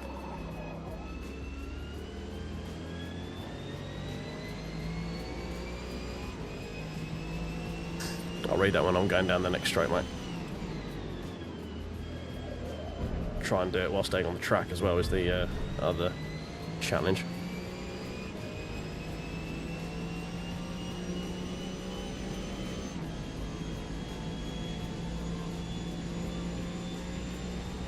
Oh, right, okay. That's probably where I've heard the phrase King of the Mountain then, because I've referenced it a few times with this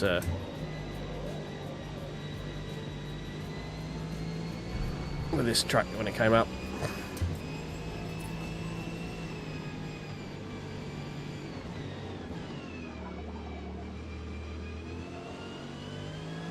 It's probably someone I've heard about in many documentaries and shit I've watched, because I watched a lot of racing documentaries and stuff like that. King of the Mountain is definitely a phrase I've heard, so I must have encountered it at some point. Whoa, steady.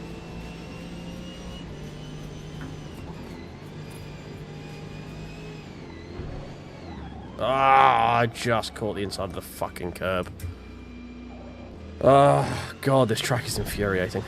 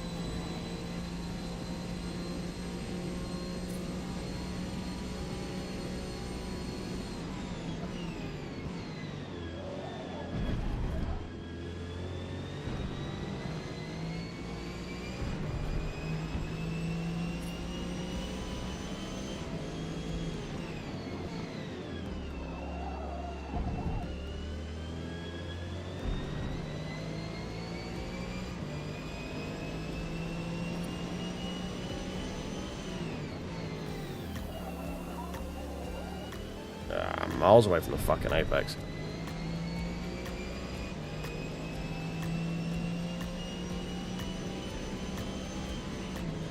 Ugh.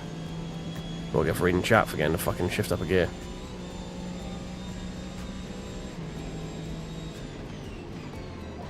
Yeah, especially over the top of the mountain. If you just fuck up one part, like you're slightly in the wrong position, coming out of one corner or going into another, it's just, yeah, you're just out of rhythm for the entire thing, and it's just impossible to get it back until the end, and you're just losing so much time. Oh, fuck it. Right. Tell you what we're going to do is we're going to shift it up. We're going to see if I can get the Merc around here, because I have a tune for the Merc. Well, a kind of tune for the Merc. It's probably not going to work very well over the mountain. But we can see what times we can get with that, because I've done a lot of laps in the Holden at the moment.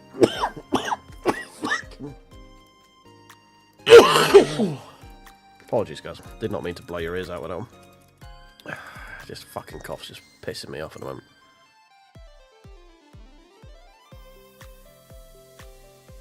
Nice, mate. Nicely done.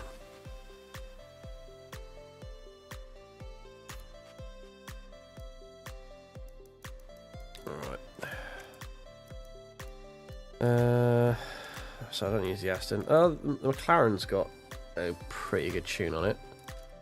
That's probably going to be a fucking nightmare. I don't really want to try anything else, to be honest. Give it a Merc a go. I'm pretty sure it's pretty tail happy to begin with, but we'll see how it goes. We'll have a cursory glance over the numbers, see if anything looks immediately out of whack.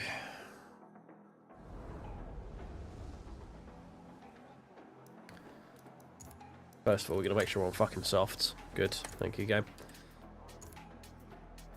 Right, let's bump them up.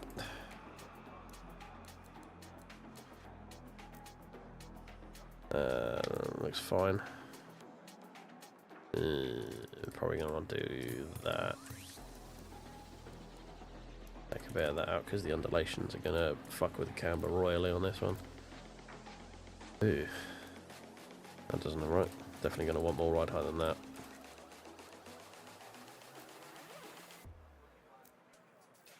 Right, I'm pretty sure I got this from a spreadsheet tune, but these numbers look chunky as fuck. I'm going to turn that down. Because my wrist is still killing me. I don't actually know if I even own the Bowley.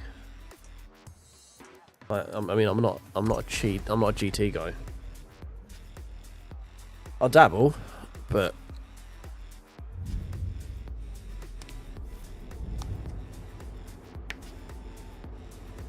yeah, I'm cooked on that one, Sergeant. To be honest, I needed a break from It was weird being back on the fucking left-hand drive.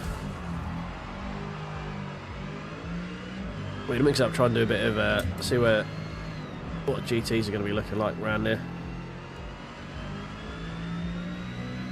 Okay, right. Well, immediately it's a lot more forgiving through that corner than the Commodore or the Falcon.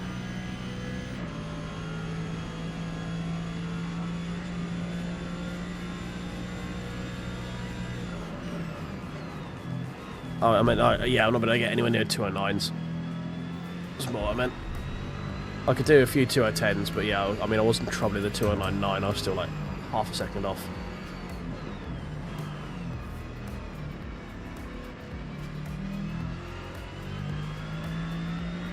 It's feeling pretty good, to be fair.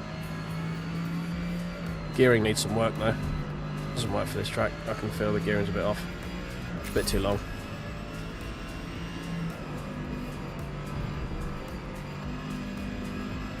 Grips up well through there. That's good. That's a key corner to make sure we've got reliable grip on.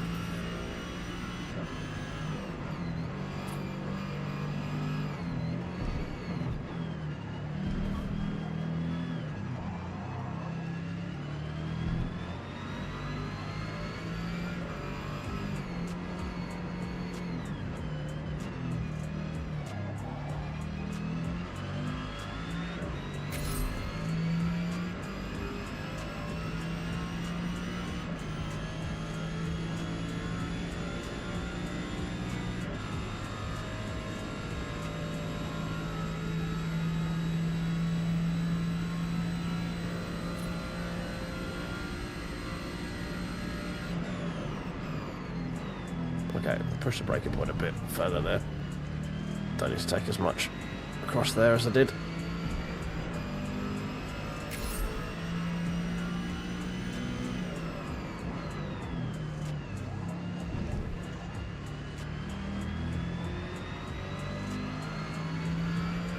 I mean, timing-wise, doesn't look too far away from what I was getting in the V8, to be honest. I mean, no, it's probably not optimal. Gearing definitely needs work. But by the time we get a clean lap done, we might be able to sneak a 209, 208 maybe.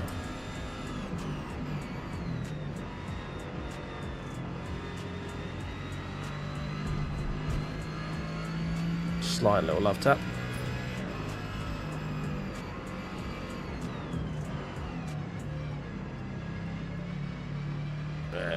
Yeah, gearing needs to work here. I'm just losing so much time through that corner there.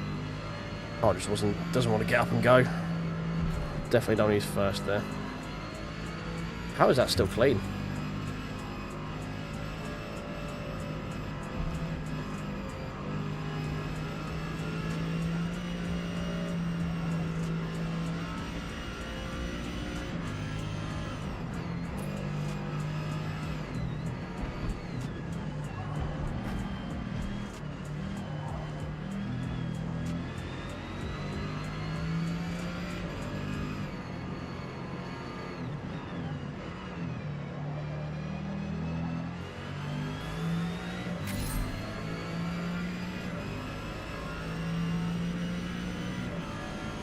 There.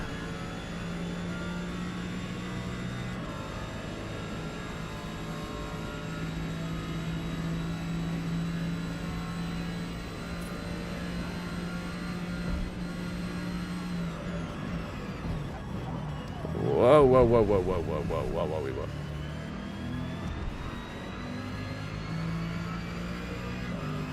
I mean, I know it's not clean now, but it's a kind of representative time.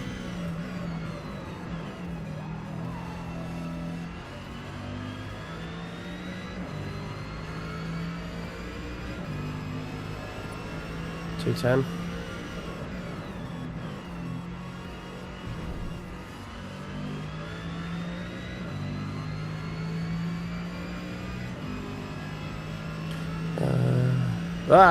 Shit, what?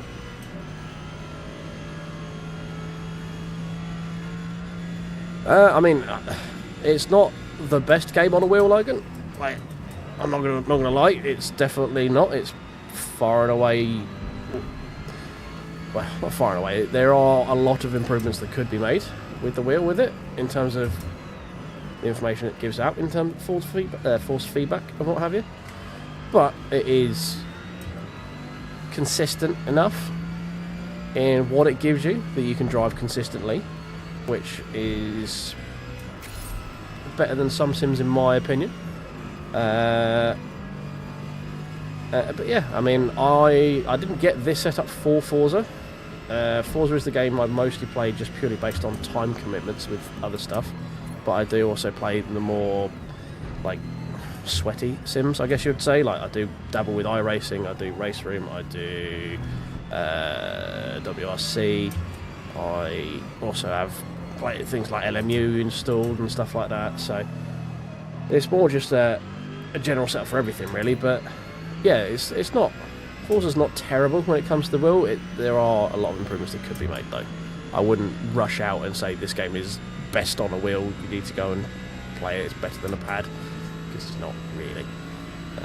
I just play it because it's fun, and I get more fun out of playing with a wheel than I do with a pad, basically, because I like to play pretend.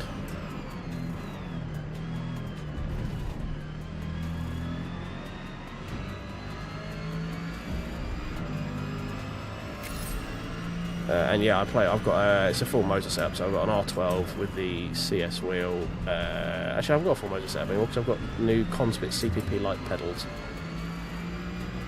But I've also got the motor sequential shifter and handbrake for mostly when I'm doing WRC or touring car stuff.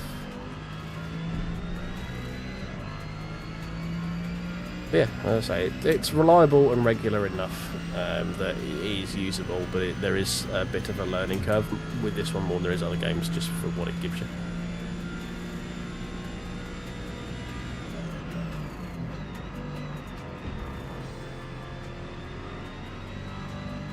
Right, let's see if we can get into the 209s again. I think it's there. This is the hardest bit, coming out of this corner here. Maybe if we try and grab first.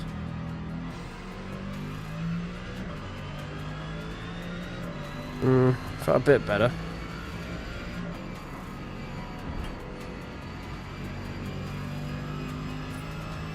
Time says otherwise though.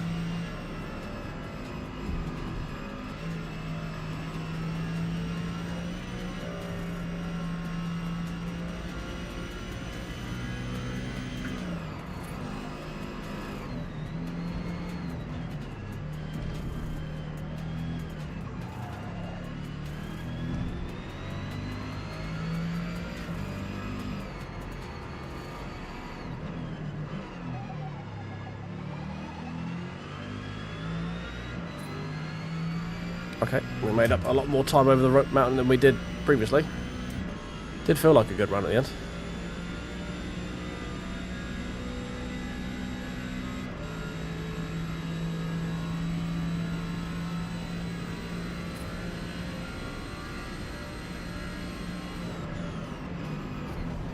No, don't do that. Why would you do that? That's silly.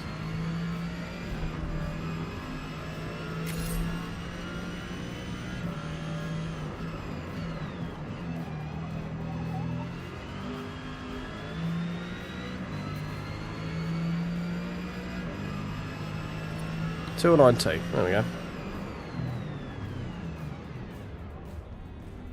Not bad for a non-specific. This is I think a track that needs quite a specific tune.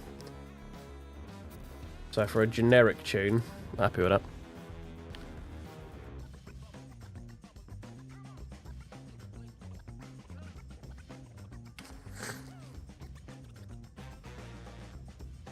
Oh god.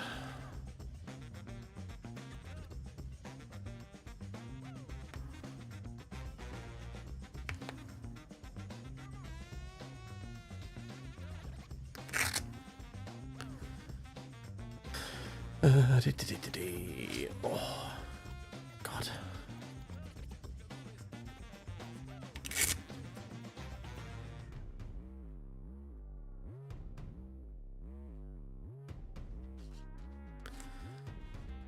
Well, the main difference you'll have with... Sorry, I'm just catching up on chat. The main difference you'll find with Logitech stuff, unless you're going for the new ones, it's gear driven, which is about 1,800,000 years old when it comes to force feedback mechanics. And there's only they can only feel so good, let's put it that way, because it's a whole load of helical gears grinding together. So a lot of what you feel is just mechanical stuff of it happening to work. There's a world of difference to going up to a belt drive, because it's not direct drive, obviously, but there is a marked difference in terms of mostly smoothness and what you're feeling in terms of actual road feel, not just the mechanical rumble of the gears. And they're also, the Logitech stuff, very loud as well. And then you've got the new Moser R3 direct drive one, which is a 4.4 Newton meter wheel, something like that, which is Xbox compatible. So that's the smoothest one, because it's literally just the motor is turning the wheel, so there's no translation mechanics to get in the way, basically. But obviously you can pick up a used Logitech. I could pick up a used Logitech here for £100. The Moser R3 bundle is £400, something like that, £350. So there's a massive difference between the two.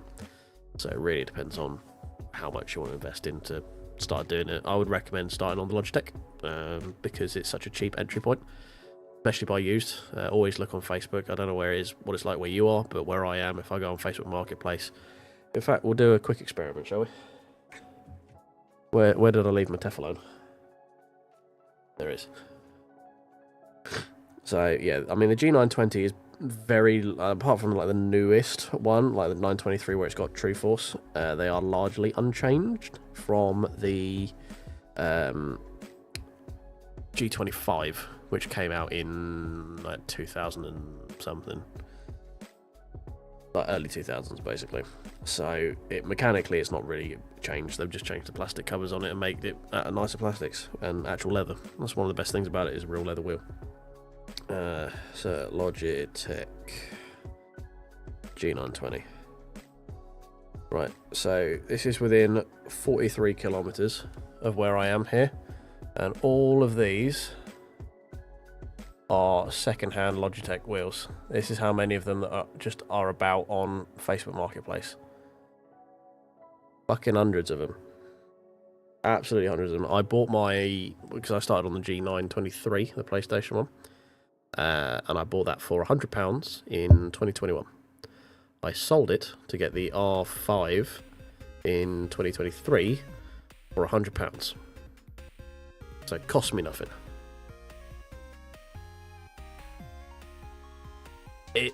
The used Logitech wheels are at a price, and they just stay at that price. So as a way of getting in to using a wheel, they're great for that regard, if you want to get in at a minimal cost thing.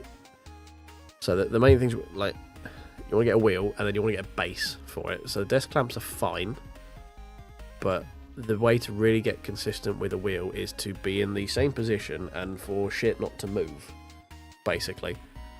Nothing's more annoying than if you're in a thing and then the thing moves away from you, or twists, or the pedal, you go to stamp on the brake and the pedals fucking slide away from you.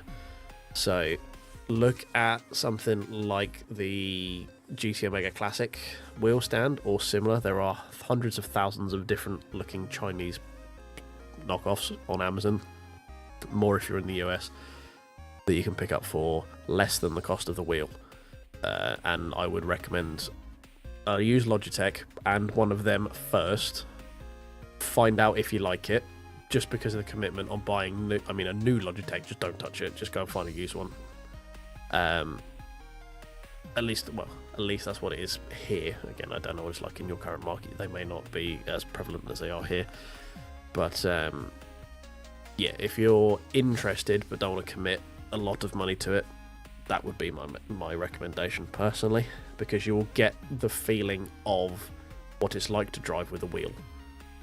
Because there is a learning curve to it. It's quite a big learning curve. It's relearning how to do everything. If you do it with a pad and then you turn it with a wheel, it's just throw the pad away. It doesn't matter what you've done with that.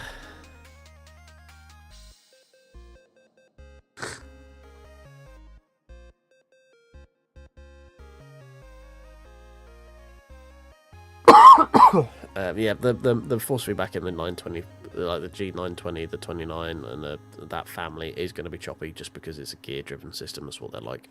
It will be clunky. It will be choppy. You learn to work around it.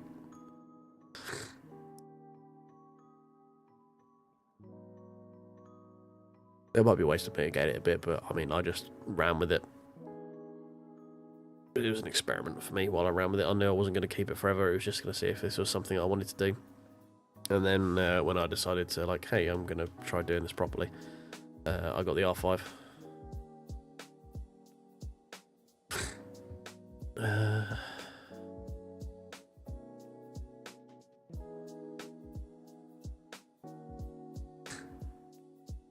And say, well, even better if you've got a mate who's got one. Just see if you can borrow it for free and see how you get on with it with motorsport.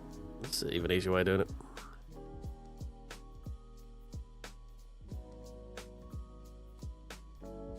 Yeah, and the sergeant said, like, but buying anything new that isn't direct drive now just isn't really cost effective. It would be looking at, say, if you're buying used, if you find a used belt system, it will be better than the Logitech. I mean, Thrustbuster do also have gear-driven systems. The T180, I think it is, or one something or other, is a gear system. I know Sergeant uses one of the belt ones, so I think Sergeant, you said you were using the belt one, wasn't it? Well, that might be someone else. I'm getting confused now. But yeah, it's a good starting point. It's good for you if you want to, like, figure out if it's for you, if you want to go down this rabbit hole. Trust me, it's a fucking rabbit hole when you start it off here. I mean, I'm sat in thousands of pounds worth of gear right now.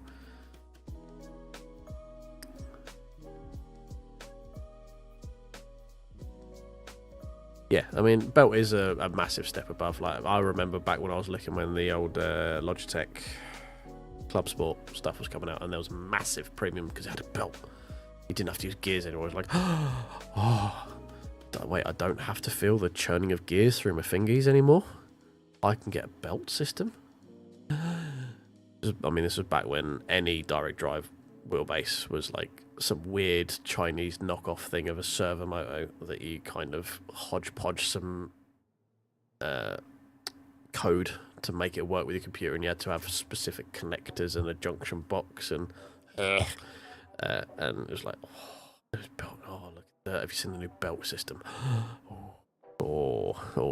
And then being Logitech, they had the massive Logitech price hike with it as well, because that's what they did at the time, because they were kind of the real only enthusiast brand. Yes, that's also a good tip. Get used to left foot braking. I've never really thought about it. I've always left foot braked on sim. There's two pedals, I have 2 feet. I'd never really thought about it. But yes, it is apparently for some people it doesn't come naturally. So always look to do that.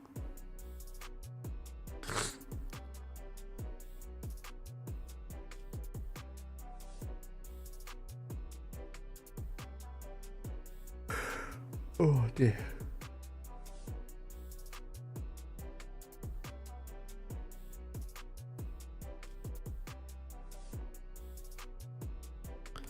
And yeah, James Mount Panorama's great. It's a really good. I mean, I say it's a really good representation. It's probably just an upskin from the last one, but it's still good.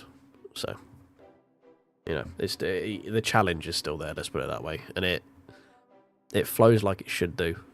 It punishes like it should do. And that's probably the main things you want from Mount Panorama, I think. So yeah, we've had a relatively long old evening doing laps around the mountain. It's been good. As I say, sadly, I think it is one of the better parts of this update. I think the rest of it kind of dropped the ball a bit. Fidelity updates is always good for ray tracing. You know, if you're going to run that, for me, it's not really anything I'm too worried about, because it's not really going to be a setting I use because of my setup and what my intentions of Forza are. It's not for max fidelity, it's for making videos more than anything else. So, but I should probably head to bed, because I'm still less than 48 hours out of a 24-hour live stream, and I am not caught up on my sleep. I had a 4-hour nap after I finished the live stream, followed by a 5-hour nap when I woke up at 9 PM after my first nap. So currently my hours of sleep have been nothing. Saturday evening to Sunday morning. I slept from 4 until 9 PM on Sunday evening. And then I fell asleep again at 3 o'clock this morning and woke up at 7:30. 8 o'clock-ish, something like that. So my sleep schedule is kind of in the bin. And I need to kind of get it back into some form of schedule for when I go back to work on Wednesday. So I'm probably going to have to love you and leave you. Thank you very much for everyone who's come out. It's been great fun. I hope you've enjoyed it as well. I was intending to actually do some racing around Mount Panorama, but then I went down the rabbit hole of hot lapping, and here we are 4 hours later. So I should be doing another stream on Thursday. Not sure what we'll be doing yet. We might be trying out the endurance lobby in Forza, because it's going to be Mount Panorama in the V8 supercars, which is basically what we've just been practicing. Or we may do something else, because we also have the Super Tourers that are coming out in Race Room. If anyone uses that sim, I would recommend it. If you're on PC, it is very, very good. It is free to enter. And yeah, I am a massive touring car boy, so Super Tourers do make my PP go tingle. And there goes all of the YouTube monetization. But yes, thank you very much. I'm very bad at ending streams because I sit and waffle for fucking ever. So I'm just going to say thank you very much. If you haven't seen my video about the latest update, it'll be on my channel.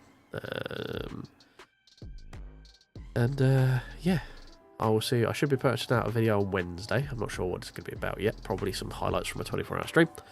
Notice I've started waffling again, trying to end this fucking stream. Yeah, so I'm going to be posting some highlights from a 24-hour charity stream that we did over the weekend. And some other stuff, I think. So, yeah. I'm just gonna, yeah, I'm gonna wait, just give me 2 seconds. I'm just gonna, yeah, there we go, yeah, cool. I'll catch you guys later.